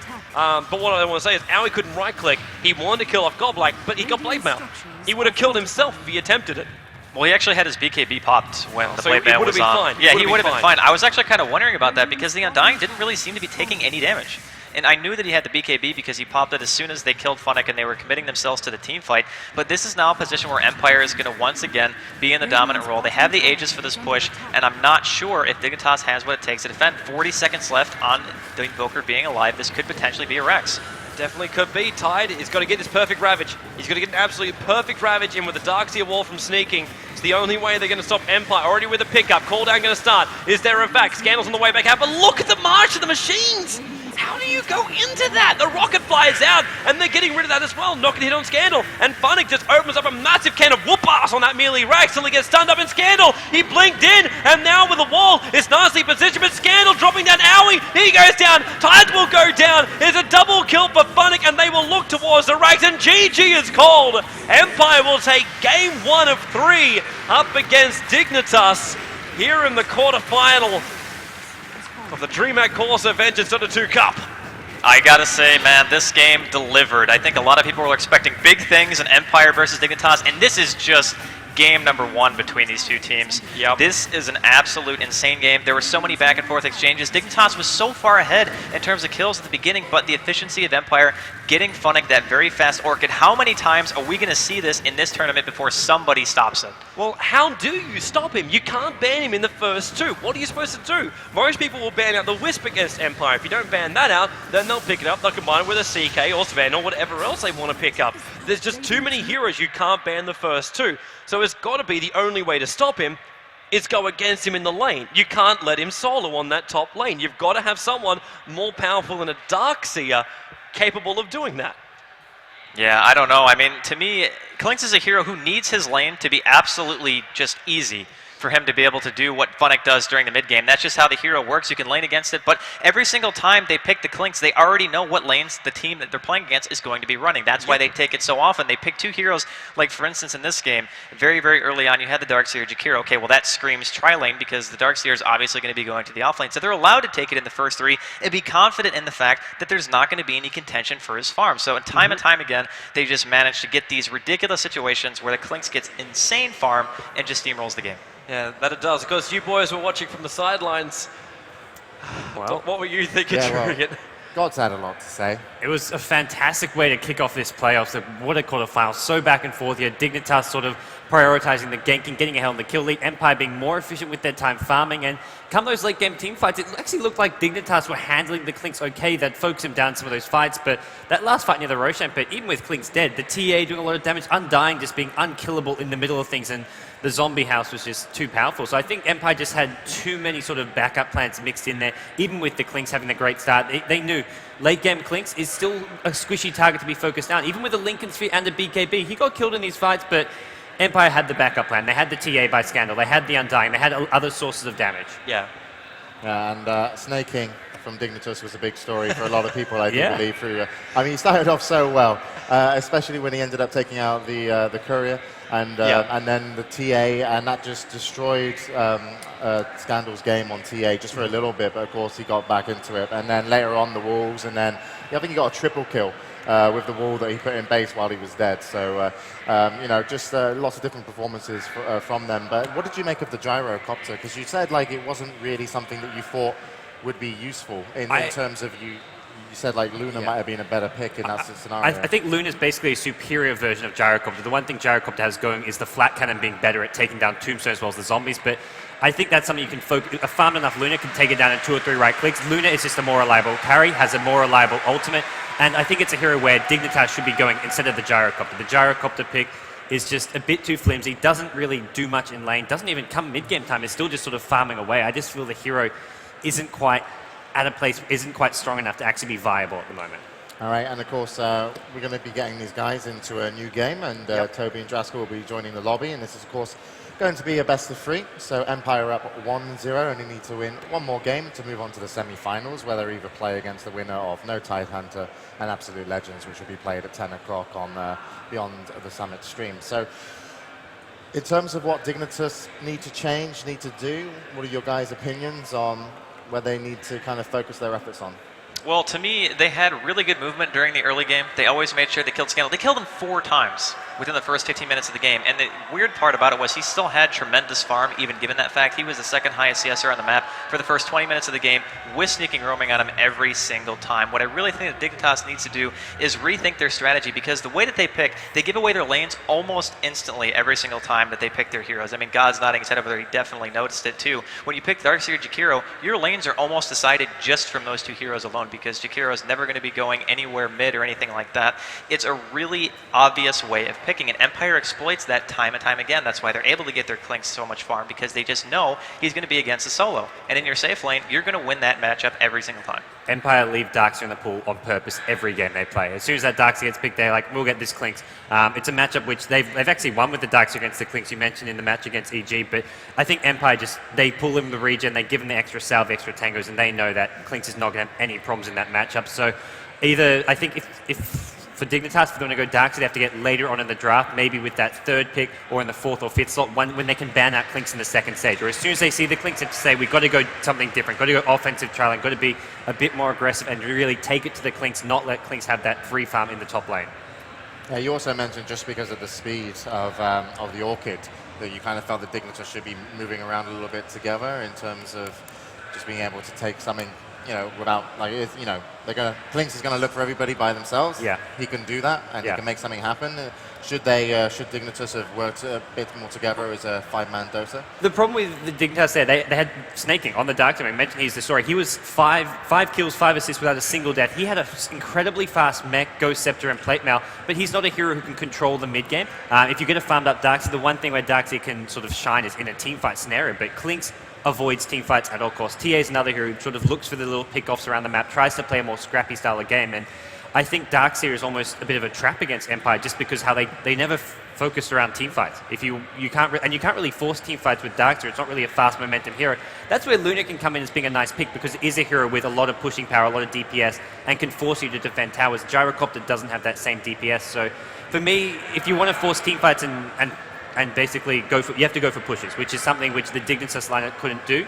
Alternatively, you just avoid the Darkseer altogether. All right, then, and so where are we looking, guys, with the game? It looks like Empire and Dignitas ready in the lobby. Toby, you are communicating to him. I am communicating and also trolling at the same time. It's amazing. He's a multitasker. What are you doing with the teams? You're trolling them. Actually, no. I'm trolling the PGL casters instead. But Empire, Dignitas, everyone's inside the game. It looks like all the casters are ready to go. But Dignitas also saying they're good to go. We went in Empire, and then we get ourselves straight into game number 2. No delays. All right, well, you know what? We'll keep it on you guys. We'll let you take it away. I'm sure there's a little bit of a loading time here, but we are going to be going into then game number 2. Team Dignitas need to win 2 in a row. And, Gods, you did say you think it was going to go all 3 maps, so we'll see if they can make that happen. I thought it was going to go 3 maps. I thought Dignitas would take the first game, so hopefully they come back and take game number 2. So I think they still have what it takes. They can learn from their mistakes. They'll see that this Darkseer versus Clinks matchup isn't working for them. They'll have a backup plan in mind. They'll probably stay away from the Gyrocopter here in game number 2, and hopefully they have something which can take down Empire. All right, so we're in the game. Are they in the game now? Here we go. There's the loading. Game All right, then, started. Toby, Draskell, take it away for Empire versus Team Dignitas. All right, well, we're getting into game 2, guys, and once again, I want to talk a little bit about this before we actually get into the draft phase. What do you think about changing up your ban style against Empire right now because of the fact that Sox runs different heroes than we would normally see Blow Your Brain run? He's picked Tinker a handful of times this tournament, and it's worked out phenomenally for them so far. It just seems like people are banning against the old Empire where they always run the Bane, they have their Keeper Bane or weird tri-lanes like that where Blow Your Brain would actually play the Undying rather than farming or rather than playing him as a support. And I feel as though people are still kind of in that old ideology where they think that banning those same heroes is still going to work. And I feel like the Tinker is a hero who's applied just enough pressure during the mid-game to buy Clinks and Scandal enough time to carry. Yeah, I 100% agree, man. And we knew that space needed to be given. Like I honestly thought when that bottle went down the middle lane on top of that Courier, that 3 minutes was such a huge cap that Sneaking, we know that Scandal is amazing at playing that Templar Assassin, but there are just some things you can't come back from. You're going up against a mid pull, you're losing your bottle early on, everything was going 100% wrong. And then all of a sudden, there's some space. Is that a Tinker in middle lane? Does that mean not losing a tier 1 tower? It's not this huge bunch of gold coming the way of Empire. Coming the way of Dignitas. It just didn't happen. And then, yeah, so much space. And so far, Wisp being banned out again. But this is what we talked about at the very, very end of the last game. How do you ban everything against Empire? You ban out the Wisp because you're trying to take out their combinations. And with the first 2 picks, that's all you can really ban. You can only ban the combination heroes. Yeah, I totally all the heroes agree. you think are too OP. You're stuck between a rock and a hard place when you play against Empire because giving a Wisp away is almost like a death wish. We've seen it happen in this tournament, and the result ultimately is not something that you want to have to deal with. Looks like Dignitas this game is going to ban out Undying, so now it's up to Empire if they're going to let the Darkseer slide through again. I don't see any reason why they wouldn't. They've had really good success with it so far. They've managed to beat it, I think, every single time that they've played against it if it's going to be the Clinks and the Darkseer matchup. And because of the fact that Funnick actually plays Darkseer for Empire as well when they get it, I feel like he has that advantage where he knows the matchup from both sides. He's always able to capitalize on every single advantage because he's played it over and over and over again. And the more times they let it happen, I mean, you can see Dignitas right now, they're second-guessing themselves, and they're going to pick the Darkseer again. Yeah, they start with it, but you had to know that was coming back, and this time they're going to have Jakiro and the Templar Assassin together. Golblack is getting everything that he so desires in a draft. If he's going to go that, he's actually thinking longer than I really thought he would have for this one. Maybe he's worried that the Clinks will be counter-picked. Maybe pick it up right now so he doesn't have to wait to the end. But if he does that, then he runs the risk of having an ice path into a vac. And he goes the Bounty Hunter instead. So we're switching it up, but we're still going with what is Empire, with what is already signature for them. And that's the beauty about these teams. We kind of look back in the early days of Dota 2 that was, when the pool was pretty limited, just who had the depth to play what different heroes. How does that work? Like, can you ban one hero and instantly, it's like Admiral Bullock, take out Lone Druid, he's going to suck now. And then he gathers himself some depth. He finds 3 different heroes that he focuses on, knows how to play. And with Empire, you find all these different heroes. And you're kind of right too, with the bans that go up against Empire, you can't ban the same way. You ban signature heroes that you're used to banning against Blow Your Brain. And then, no, it's Sox. He plays a very different style.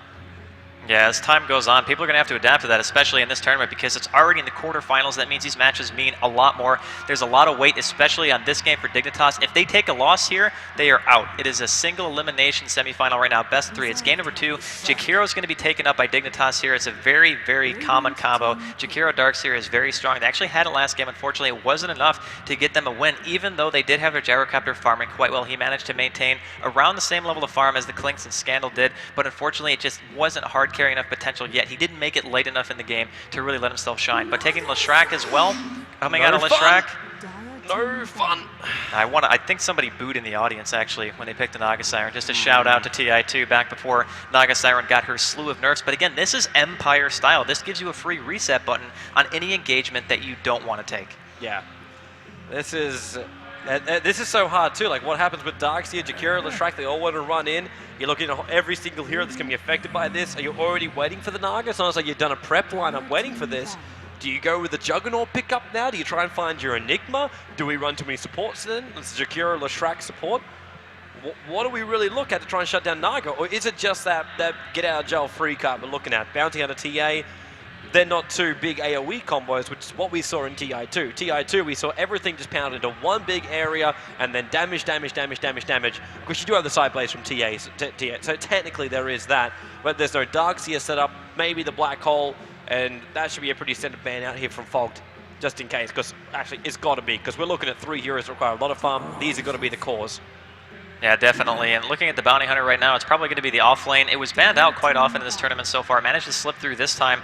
And a team like Empire, they already love their aggressive style of strategies. And Naga Siren, like you said, it's that get out of jail free card. It's, you know what, we're going to engage. If something bad happens, we can just pop the ultimate. Everyone gets out for free almost every single time. And because you have the bounty, you want to play aggressive. It just plays into itself so well. If you think about it that way, it allows them to be more aggressive with less risk. And what better team to do that kind of strategy than Empire?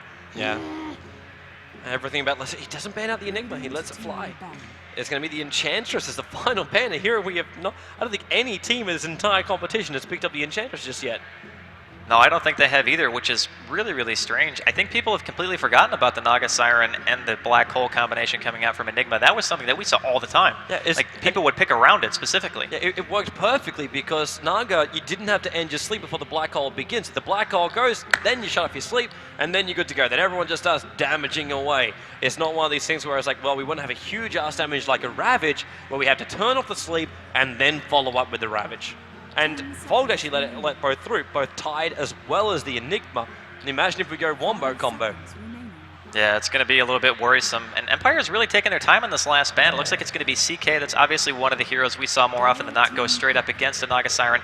And because of the Phantasm, the physical damage output, that was one of the good ways because CK is such a great mid-game hero. It allows you to pick that hero off before even potentially she could get her sleep. So they're picking around their Naga Siren, being able to get her ultimate off whenever she's in a bad situation, whenever the team fight is going south. And so far, Dignitas, now it's their pick. Not sure what they're going to go for. They obviously need some heroes who are going to be getting some farm because Jakiro and Leshrac likely going to be playing support roles in this particular game, looking at a hard carry and potentially a mid coming from Dignitas. What I'd like to see from Empire is actually more aggressive kind of supports to go with them.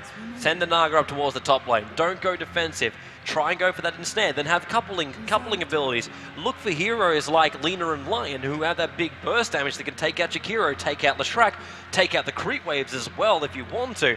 This could be the beautiful, beautiful, magical thing that you want to see. Darkseer, he's not going to escape. If Darkseer is having any kind of thoughts about going solo top and Leshrac and Jakiro going aggressive on bottom lane, throw the bounty down there.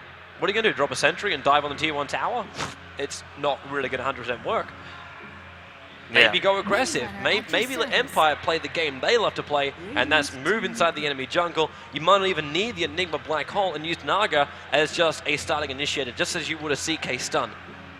Then Windrunners get picked up by Fog here. So we are going to see a call Windrunner now, which kind of screws a little bit with the lanes and might actually imply a little bit that Darkseer might maybe be thinking about jungle, or we're looking at a solo mid Windrunner. There's a lot of options here, actually, for Dignitas. If they want to take the route of Na'Vi and do the Dendi Jakiro mid, they can do that. They can Darkseer mid, they can Windrunner mid, they can Darkseer offlane, Windrunner offlane.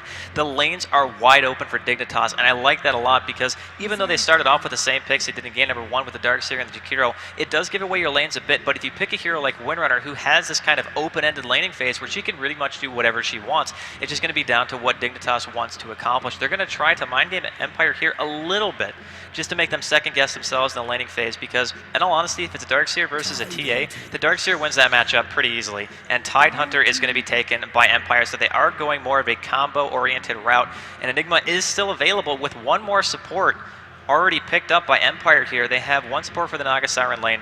We could potentially be seeing an Enigma last pick. Yeah, and it could be that combination I was talking about, but that would mean they go a lot more defensive lane, and then what does Team Dignitas do with this?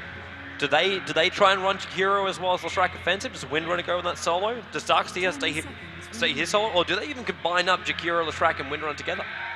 Run the 3 together and put a lot of farm on Windrunner. Run that tri-lane. It'll be... Everything is a possibility at this point, really, if you're Dignitas. It just depends on what you think Empire is going to do, because you're looking at their lineup right now and you're thinking to yourself, okay, well, the Bounty Hunter is obviously going to be offlining. There could potentially be an aggressive tri-lane coming out, but it doesn't really seem that strong. When you're aggressively tri-lane, you don't want to pick heroes like Tide because you're not going to be able to pull. You're not going to be able to get the experience from your jungle that you would be able to do if you're on your side of the map. So that kind of makes me lean away from them going aggressive tri. So their lanes are a little bit predictable at the moment, but of course you have 4 heroes done, so at some point you're just going to know what they're going to be laning most of the time. It's just a matter of, if you're Dignitas looking at it saying, okay, it's going to be a defensive tri-lane, looks like they're going to take Gon's advice here, and they're going to pick up a Luna instead of a Gyrocopter, and game number 2 is their hard carry. Yeah, so the Luna, which means you are always defensive. Always very, very defensive with the Luna. She's a risky hero to throw out there, and if you're going up against Naga net, I suppose, actually, it wouldn't be too bad because Ty, obviously with Gush, is a bit of a pain in the butt, but he's not going to be this be-all, end-all guy that's going to kill you. Obviously, if Enigma comes in with a Malivestun as well as the net, then you have the Riptide, then you're in a lot more trouble. We're looking at a lot of negative armor, and Luna's already got, like, very low as it is. So she can find herself dropped on down very, very quickly, but it does mean that Windrunner kind of has to go that solo mid. Luna for the safe lane with Shrek and Jachiro, and Darkseer off lane up against what you would assume to be Naga down there. And Darkseer probably won't mind that too much.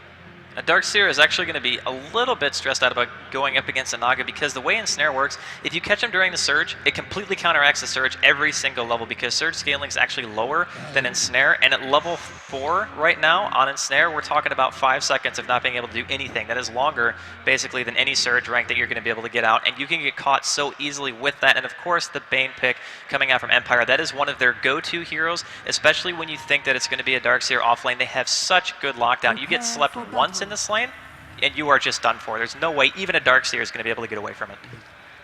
So watching all our boys move out right now. So Sox will be on the Naga Siren going for a very farm-oriented build. Very little regeneration, but already having that Stout Shield and Quelling Blade, and he starts to cut through the middle pool. So they already want to give Scandal that advantage here on the middle lane, which should be pretty easy. That does put Phonic up towards the top. Poor man's shield already for him, and a couple of consumables to help him out as that Bounty Hunter. Looks like Silent will be the one trying to gain the levels from here. And then the last one for that lineup is Goblak as the Bane Elemental. But it looks like Dignitas, they're going for a long walk, a ring around the Rosie to see if they can catch someone out. And Way Too Sexy completely splits from his team.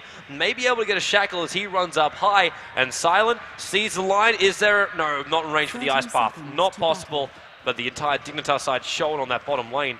And Aoi 2000 on that Luna. He's remaining down here with, well, it's actually fogged on the Leshrac. It's a Leshrac Fox. Are we going to see Leshrac for the solo mid? Tide supporting Jakiro and sneaking. He's taking Darkseer up, and he's building for what almost looks like a semi-bottle rush for the middle lane. Windrunner off lane. Oh man, Goblak, he's actually caught. But no follow through. No follow through at all. Yeah, they were just fighting for position basically right there to drop a ward for the small camp just to make sure that their middle lane doesn't go south for them. You absolutely need that ward down nowadays, especially against teams like Empire. They're going to abuse every advantage that they can possibly get. Unfortunately, Empire didn't start out with any sentries, which means that ward's going to stay there for quite a while. And Darkseer versus TA, we talked about this matchup. TA is going to struggle here a little bit. Yeah, Darkseer in the middle lane, which means Fogged, who normally takes that mid solo, gets to play support Leshrac, so he's pulling a bit of a Vorst right now, saying, I don't want to play that lane. So gets to go on a ganking Leshrac, is what we like to call it. But him, Aoi, as well as Tides together on that bottom lane, it's a pretty brutal combo once they get a couple of levels up. Once this tri-lane gets a couple of levels, Naga won't want to get in too close. Goblak, of course, if anyone does try and commit down onto the heroes, you've got the Nightmare there. And there's a reason why we've seen teams like Empire just lap up a hero like Bane Elemental, because if team fights go wrong, Bane completely changes it. Be it through Fiend's Grip, be it through already his nuke, which he has, or that Nightmare. Or if you want to add another one to it, what happens when he gets enfeebled? What happens when Aoi does no damage whatsoever? Things are going to be a bit worrisome in terms of small fights for sure. Empire, I think, in that sense, definitely has an advantage. Even in large-scale team fights, again, having the Naga Siren just to say, you know what, I'm level 6, this team fight isn't going well for us, I don't think I want to fight anymore. Is he caught? Is he caught? Fog walks straight past him. Then the Split Earth is going to hit as well as the Ice Pass. Not getting the best chain out there from Dignitas, and Nightmare, would you believe it? Now we can't do anything. Unfortunately, he's level 1 anyway, so even if he was able to auto-attack a few more times, he's just getting an extra 14 damage from the Lunar Blessing. No nukes out or anything like that. Darkseer. What a good time to rotate down to this pull. The ward didn't block the camp, and there's going to be, well, actually, a lot of damage being taken by that Darkseer, but he's finding farm. 4 for 0, he's actually got as far as CS, but he's just screwing around a little bit with what Silent's capable of doing. That's so unfortunate that the ward doesn't block the camp. You'd think that it would. It's really, really close to the camp itself, but it actually doesn't, which means that he's not going to be getting much of any experience in this middle lane, assuming that Empire does their pulling properly, and that is something that is going to go far south for them as this lane goes on. That is not the kind of start that Dignitas wants, especially when they're only one game away from elimination. Mistakes like that will cost you in a big way against Empire. Yeah. Oh, and Tides not going to have time to pick up that Invis rune. Silent already went down for it, so he's going to be a little bit more aggressive on the bottom lane. We don't have any sentries here that's going to reveal him, so he's going to feel very, very confident down here. But he's only actually, maybe he doesn't. Maybe he does. He doesn't know if there's sentries or not. But he's going to move in behind. And Anchor Smash and Gush close range. Look for one of those support heroes to pick off. They've already found Goblak a little bit out of position. And Tides wants to go for it. Silent's going to come in. There's the ensnare. Gush as well as Anchor Smash. Tides a lot of damage. Nice double on that ice path. But it's not going to be enough to stay alive. Yes, Tidehunter gets the first blood. It actually goes to Goblak, in fact. And now they're moving on to Fog. Silent, really low life. Aoi keeps right-clicking in from behind. Fog gets a stun out Naga Siren. We do have that ensnare again, but he's getting the heal. Maybe not enough. There's the ensnare. Ice path from Jakiro. Now returning towards that bottom engagement. Coming through the trees. Aoi's going to slow them down. Leshrac, nice stun on Naga Siren. Going to keep those right-clicks going. And Aoi, they're not even touching him during this fight. It's just support heroes they're trying to focus on. And now over to Goblak, 2 points on that Lucent Beam. He needs that Brain Sap. He's been actually frosted up. Brain Sap not in time. He started the animation but couldn't finish it. Now 3-1 in favor of Dignitas. Because of the fact that Jakiro was the first one to die, he made it back into the team fight that committed so heavily to killing Fog right there. He abused Fog perfectly. Unfortunately, ran right into a creep wave when he popped his Sal, but ultimately it just didn't matter. And like you were saying, totally ignored Aoi, didn't turn around at all. No, he's only level 3 at the time when they were taking that team fight. All he has is basically 1 or 2 Lucent Beams, and that's about it. They really wanted that kill and paid for it because of the heavy commitment. Might even go again now. Silence back on that bottom lane with full mana, so he'd like to have a crack at Aoi if possible. But that's Naga. Yep, there's the wall just behind, so they can keep a little bit better vision. It's like Bounty Hunter, taking a lot of damage, and it's Windrunner against Bounty Hunter. Funnick should go down to this tower. Invis the range, it's just out. 40 HP he lives on, and he just got out of range. Funnick, how many times have we said just how amazing he is on the offlane? But now back down to Aoi. Riptide's already started off. Look for that Gush to happen. It does happen too. Anchor Smash coming in close. A lot of damage. Magic Stick Charges might be enough. No, it's not enough. But again, Ice Path, perfect from Tides. Now wants the Naga Siren. There's no final ulti right now, but Fogged is just silent. He's the big man standing his ground. But it's not going to be another kill, but Naga for Luna is now the trade in the bottom lane. Pretty much totally even in that regard. They managed to take down Aoi first. He's just not a very durable hero. 587 HP is not really a whole lot when you're considering the nuke coming out of Bane is actually pure damage. It's 160, and that's not even considering the fact we're talking about Gush. Level 2 Anchor Smash and Riptide coming out as well from Sock. So with that being said, both tri-lanes are actually doing quite well for themselves, even though Empire gave a couple of extra kills away. How can we ever forget about Funnick, no matter what hero he's playing? I mean, how can you tower dive a Windrunner, get away with it, get the kill? I mean, how does he always do this? He's Funnick. It's the only logical explanation. It's like asking how Puppy Mike grows. There is just no proper answer to it. But he's looking great. Now he's level 6, and there's your track. And this is how he's able to dive it now. The movement speed, he's keeping up with Windrunner. He's only got boost, but the movement speed from the track, he's going to dive it again. Thinking about it, but then goes out of range, goes invis, takes no extra damage, and then back in for round 2. It's a smorgasbord that is basically serving up Justin Bieber's head, and Funnick wants it. 2 points, oh nice shackle, perfect from Way Too Sexy, but the kill is still there. Sneaky will come up and help him, but that's going to leave the middle lane out, but Silent now on the bottom lane. It looks like we've lost a little Shrike down here, so Empire able to pick up a kill on this bottom lane as well. Tides, Ice Path, Silent, 33 HP, Gush being returned, then the ensnare, dual breath through Goblak. He doesn't have any mana for his nuke, but it doesn't matter. Naga Siren gets the right click, and now Goblak has mana for his nuke, but it's not enough to kill off Aoi. Empire is so good at knowing their limitations. I'm actually a little bit surprised that Shackle even latched. I don't know why I'm surprised, because I've seen some ridiculous Shackles in my day, but that just seemed a little bit ridiculous in terms of length. But overall, Funnick still gets the kill regardless, and he forced the TP out of sneaking in the middle lane. And now it looks like they decided to switch things up. They're not happy with the way things are going so far. And Snee is level 8, so he's done pretty well for himself in terms of overall experience, but he's still getting out-farmed by Scandal in mid. It's Scandal TA, man. The Scandal TA.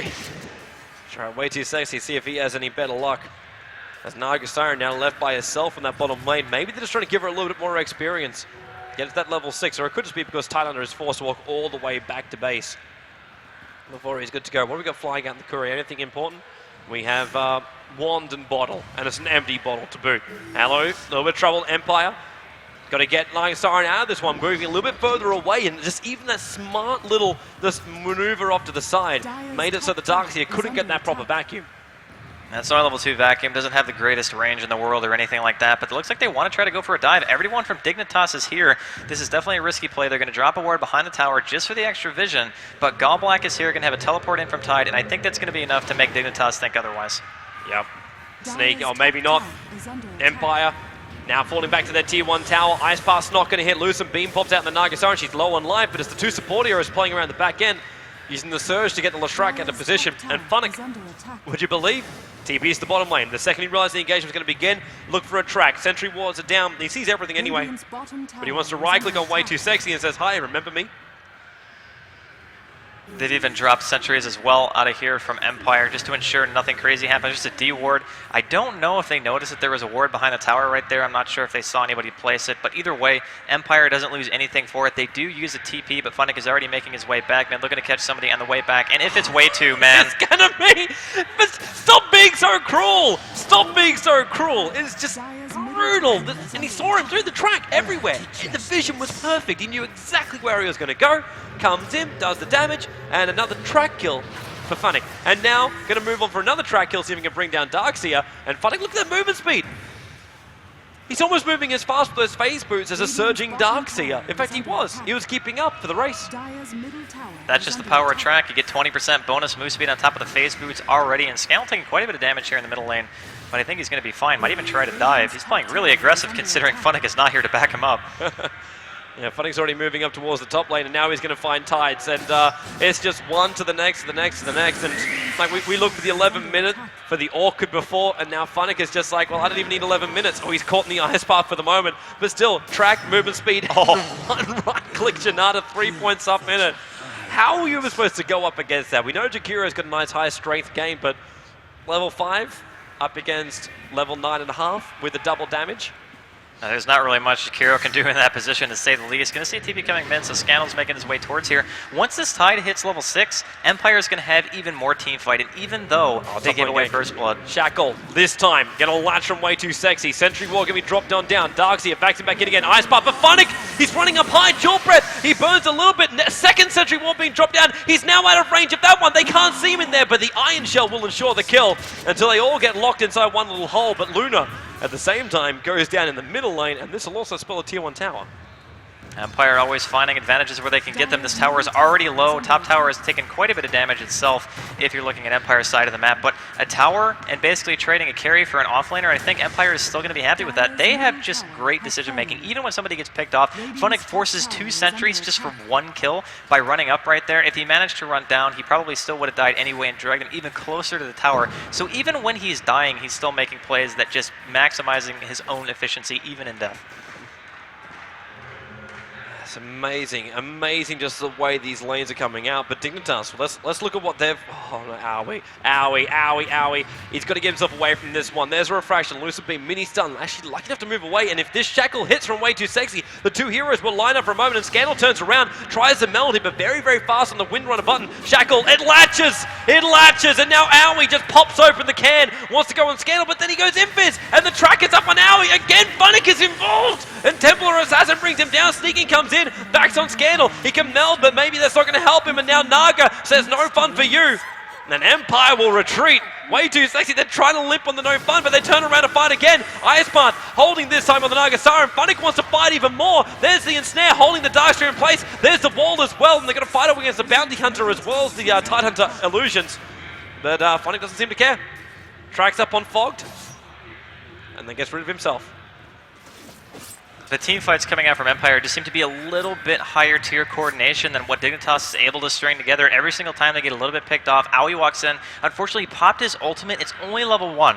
So we're talking at a maximum of 4 beams, and 2 of them, I believe, or 1 at the very least, got eaten by refraction. That's definitely not the kind of ultimate you want. There was no backup. There was no sentry, so Scandal was able to get away for free. The track came out from Funnick, and that spelled a very, very dead Owie at that point. And even trading a carry away, regardless of whether or not you get a kill, that's not an ideal situation ever, and giving giving anything away to Empire again is just something that you can't afford to do. This is what they do time and time again, even when they trade kills. Because of the fact they have the bounty, because they get the higher priority targets, they get towers in addition to kills, they just take a little bit more than you every single time. Goblag, he would have held him there with Fiend Script so Funny could kill him.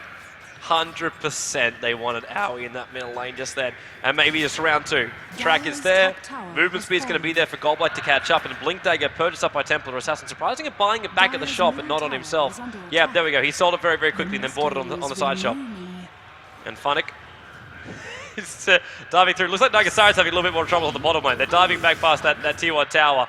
But I cannot take my eyes off Funnick. He's chasing Owie past the Tier 2 tower. Goblag's going to come in. There's the longest Fiend's grip of your life. Right-click Shuri Toss, already dead. Sneaking will arrive just to say, yeah, blink like Jakiro. And it's going to be Scandal right in his back. Leshrac stun misses, Sneaking coming in. And it's 4 heroes caught between the Tier 1, caught between their own Tier 1 and own Tier 2 tower. Can you even say that when Funnick now tracks up another one?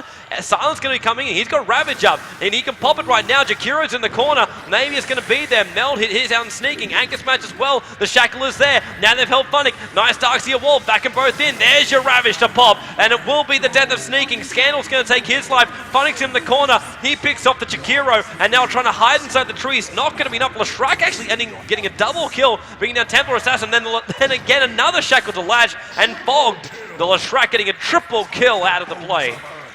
I gotta say, game number 2 between these two teams is definitely delivering in terms of action. 27 kills in a 13-minute game between these two teams so far, and I'm just smiling from ear to ear. There's no single way that you can possibly expect anything more from these two teams. They both want it so badly. Dignitas, of course, still 1 game away from being eliminated. Empire trying to get 1 more to bring themselves into the semifinals. These team fights that they're taking, Empire is playing so unbelievably aggressive, diving past tier towers, even though they have a ward there. The way that they're playing is mind-blowing. This is what makes Empire an amazing team, and the fact they can do it with just a player that's not even that normal player is unbelievable. And now look at the positioning for Tides of Time. He's going to throw out that stun, but it doesn't help him when the no fun ulti comes out from Naga, and they're giving time for TP to come in. Funnick, he'll start the track up. Starts on Fog, and that's the one he wants. Scandal jumped in too. They want revenge for before. Shackle on Scandal, big long Shackle. They bring him down in time, and maybe with this macro pyre it's going to be enough. Silent, he doesn't have this Ravage anymore, and Lucid Beam, is he going to hit anything? He airballs it almostly, and it's going to be Windrunner. They do find, oh, hello, a little bit of trouble for Nagasaren, shackled up. Funnick also held in position, but Tides of Time, again, we've just got that Fiend script, holding him in position. We're down by 3 on either side. Goblag now being a focus, but Funnick, he's looking for anyone he can kill. There's 2 heroes here, and he's right on top of a Sentry Wood. He's got to get himself away. The power shot, ultra kill for way too sexy. He's 9 there to think about what he just did to the Empire side, and Goblag's on the run back out of here. That was a great fight for Dignitas this time around. Dignitas definitely with a great team fight. They also managed to get the tower during that entire fight. They got an ultra kill on a Windrunner of all heroes. I mean, you don't really just see that every single day. If you look at his inventory right now, he's got 3,000 gold after that team fight. I think Dignitas is going to be pretty pleased, even though the kills that Empire get are tracked pretty much every single time because Funnick has been pretty vigilant about it. The experience and the gold deficit that Dignitas was in is not looking so bad anymore.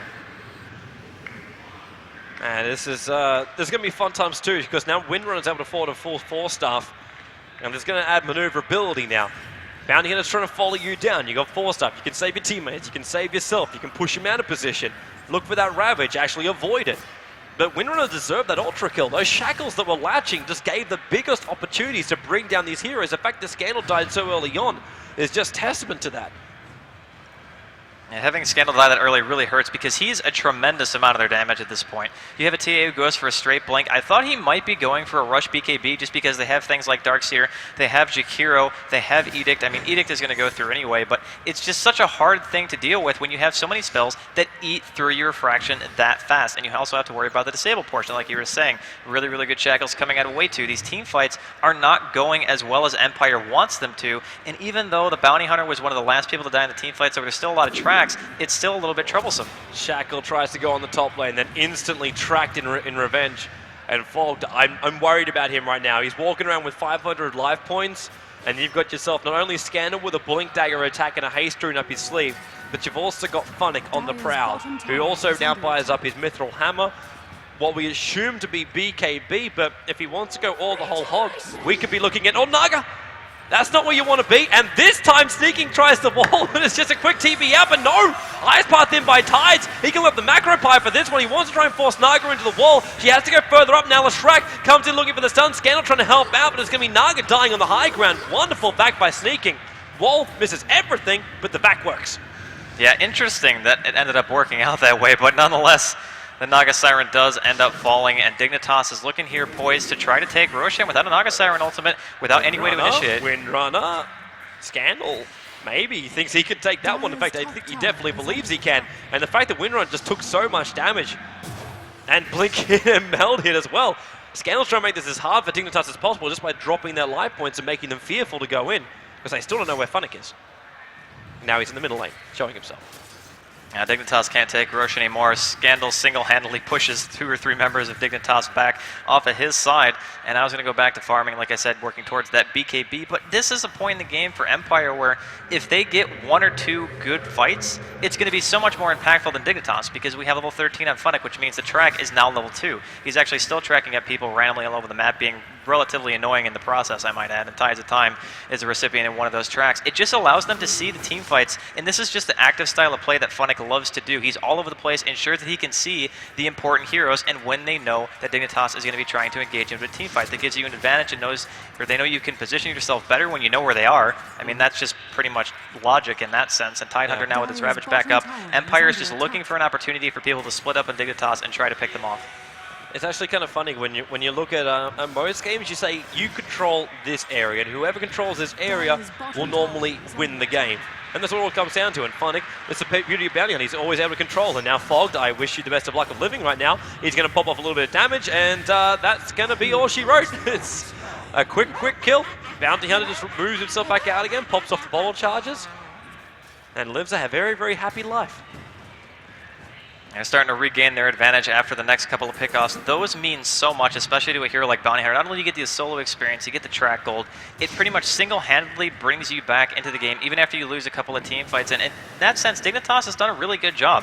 They've actually been in a relatively good position. They've not managed to really fumble any team fight coordination so far as I've seen. Winner has been playing a spectacular game. I can't take anything away from him. In all honesty, it almost feels like we're watching Light of Heaven. I mean, that's the most obvious comparison, but I mean, the shackles really just have been there. Yeah, Waiter's getting it perfect. He's trying to gain again, and maybe with the 4-staff, the line's not quite right. And Silence doing the good job to run down the middle of this lane and then stick a lot higher. So Waiter's actually still can't find the angle for the shackle. If he gets it, then Tide is dead, or will be forced to pop off this Ravage. He was almost in the line then for the shackle when the creep wave came in. Now Iron Shell is up, and Goblak, first one in, got a Nightmare instantly. Does it on the Darks here. Now he's taking that to play. TA Trap coming up behind. Who's out there fighting behind the lines? Is Silent trying to make his move, and then Scandal as well as Funnick teaming up together. 4-staff up, Windrunner trying to TP out Leshrac with a stun, but the BKB up from Funnick. The TP just out in time. The Windrunner out to safety. Track up on Fogged, and yeah, death ensues. And this will also be Naga Siren holding him on the bottom lane. There's the Manta, there's the mirror image, then the hold in position with the ensnare. Doesn't matter about the macro player, they just right click, and then support comes in. They all decide to burn a little bit more, but it's Funnick with another track. They were holding him there until the track was done, and a triple kill and a tier 1 tower. Throw away the keys to the car at the same time. Empire is just getting team fights in a really big way now. Like I said, those hurt so badly, especially getting a tier 1 after the fact. You lose 3 of your heroes, you get absolutely nothing out of it. Unfortunately... Windrunner! You were so lucky that Ensnare did not fly, and now the Ensnare does fly. She gets the shackle, but Scandal is here. Funnick on the sidelines, 4-staff away. The Darkseer wall is there. Then the Ravage to pop. They're going to focus down on Sneaking. One more couple of hits, and now allowing. He popped off the ultimate, then instantly Nightmare. He can't find the positioning. Scandal able with a fraction of lip, but again, that shackle shot flying out by way too sexy. This guy deserves a clap. Move down towards the bottom lane. Keep on going. And it will be Naga Siren on the run. Back in again. There's your Surge. There's your Iron Shell. And the shackle again! Way too sexy! It is beautiful from him. He is keeping his team in this game. I don't even know what to say. The shackles coming out of this guy are absolutely phenomenal. No one can really argue otherwise. He's just been playing a spectacular game of Dota. The downside is that Empire, even though they just lost a handful of heroes there and they didn't really get much out of it, the fight before that, they got a ton out of it. So at the very best, you're basically inching your way back into a game where you know that you're still behind. And Dignitas knows that. They're going for Roshan. The positioning of Empire, though, they're right by the pit, and they can definitely try to contest this, even without the Tide having Roshan. Funnick starts for the track. They're going to bring down Goblak, though, and it's a nice lucid beam, power shot, another kill for the Windrunner. And the dust is currently up on Funnick. He's got to know this. We've got high movement speed, and would you believe nothing to shackle it too, and it's not going to go for that. Scandal's going to come in, looking for sneaking. Silently, he's out of range of that Windrunner, and in comes Funnick with the haste through. No wonder he's moving so damn fast. Again, something up on Fox. Scandal hits him too. They are really making this Leshrac hurt, and Windrunner finally will go down. Even the Fiend's grip from Goblak, that's respect for Fiends right there. Now Tides, he's tracked. Funnick with the dive. Maybe going to go past that tier 2 tower. Naga's behind him, and then it's going to go straight onto the tier 2 tower. Keep those tracks flying. If there is an opportunity to go, then maybe go, and maybe this is it. Nice Ice Puffer, Fog getting picked up by Funnick at the back end, then a secondary track, then on to Tides of time. It is just Bane getting that last hit with the last nuke, and they move in again. Darkseer, he's ensnared, he was Nightmare, and now it is basically not a dream. It is in fact that exact Nightmare. Owie trying to get back in past the tier 3 tower. He will go down. Double kill for Goblak this time around. And there's an entire team wipe against Dignitas. Oh man, what a disaster of a team fight. That's the one thing about Empire's lineup that we haven't really hit on too much, is the fact that how do you run away from their team? You have a Bane, you have a Blink TA, you have Track, you have a Naga Siren with Ensnare, and Naga Siren, of course, has her ultimate, and then you have Tidehunter with Ravage and Gush. If you get caught out, if anybody gets slept during a team fight, they leave him for later. They don't even go for him right away. They pick off the other heroes like Leshrac, they throw out the track, they use Meld, they kill him instantaneously, switch to the next target. You get one hero down, and the rest are soon to follow pretty much every single time. Is he really going to try this? Is he going to try the 4-star Finn? He does go in, and it's actually going to be a snatch! He picked up the Aegis! Windrunner got in, but there's no support! Tides of Time is trying to come in, and there's the Windrunner. He's trying to escape, and then the Ice Path catches out 4! Sneaky's going to be here! The Macro Pie is going to force him to burn in the back end! Ravage going to help, but they're still burning on the way in. Another shackle from Way Too Sexy, holding out that Tide, and then the Lunar Oldman able to do enough damage to bring down first the Naga Siren, and maybe Way Too Sexy is brought down. Funnick focused him, but Silent on such low life. Owie, they can't decide! He was going for one, then Silent turns around. He will take it for the team, gives a double kill over towards the Luna, but the Aegis Immortal, more importantly, being denied. And Funnick, I don't know, is he going to get out of this one alive? He's invis for the moment, or is he hunting? He was hunting that Leshrac. Yeah, he really wanted that Leshrac, man. I can't even... Like, this Windrunner. If this Windrunner wasn't playing right now, I'm pretty sure that this game would have been over well by now. And I mean, just getting that pick off, making it into a 2-for-2 trade instead of Empire getting a free Aegis, pushing down your middle lane, and possibly taking a Rax, that is an absolutely game-changing snatch right there, and brilliantly done there by Way 2. And this is going to open up a little bit more. What do we actually got? We had no club flying out just then. I'm guessing that was for Owie, so maybe with the 1600, he may finally get his BKB. Look at Owie's farm, 24 minutes in, and we're looking at Treads, a Ring of Aquila, and really, Jakiro going down in the middle lane. It's another one getting picked up. It's a Desolator on Bounty Hunter after the BKB. But there's nothing on that Luna. Luna got a double kill and finally is able to start inching towards the BKB. Now this is the thing. When you tri-lane a Luna is not known for being an aggressive tri-lane or anything like that. Trouble. Goblak, there's your Fiend's Grip. Leshrac needs that stun, gets it too. Stops the Fiend's Grip of Fog. He is getting completely nuked down. Shackle Flies doesn't hit this time. And Funnick, he is diving and does a huge chunk of damage. Sneaking is Nightmare for the moment. If they want to do this, they can. There's the Gush. Maybe Funnick, right-click, Churi Toss, right-click. Funnick is... Godlike doesn't describe this man. Okay. What was that Janata range, honestly? He was sitting outside of the base on the bottom of the ramp, and he hit him there? Like, I know he had the track and everything, but that was a little bit ridiculous. That was almost like Stretch Armstrong Shackle status for me. But either way, I mean, Funnick is playing a phenomenal game. Way 2 is playing a phenomenal game. It's unfortunate that one of the players who has played so well is looking like they might not have much of a chance left. Yeah, this is going downhill very, very quickly, out of control with no brakes. Empire will take this tier 3 tower on the bottom lane. The creep wave will arrive in a moment, but they don't need that, it's fine. They'll get through this tier 3 tower. Fortification stalled up for a little bit, brings the Windrunner back to life again. Luna will want to make a move. Fog going to come in from the side. The timing, I don't know how well it's going to go already. Funnick chasing down, way too sexy. Couldn't get close enough. Looking for the TA trap. Shackle won't latch into BKB, and Fog, it is going to be one hell of a bang right now. Wonderful back into the wall, but the Ravage instantly follows up from Silencer. How do you follow that one up? Well, you die back in your base. That's how you follow it up. Beyond godlike. That's a better description. Luna Rollman from Aoi going to do some nice damage. He wants one last hit. There's your Shackle again. Silent, Ice Pass, 2 caught out. The Naga Siren says, no fun for you. Luna will buy back, and Scandal wants to go in again. I don't 100% agree with that one. If you get yourself out in time, back through the bottom back. Oh, of course, the Ract has gone way low. Well, Shackle. That was hopeful, the best. Was that like one of the only Shackles this game that hasn't actually latched anything? I think I counted like 2 or 3. Oh, he was insanely hopeful with that one, thinking that maybe Funnick was still sticking around instead of Invis. That's what that fish was for. It was the only thing it was for. Empire manages to get a Rax, and they're calling it, man. Dignitas taps out. They say that it's over, and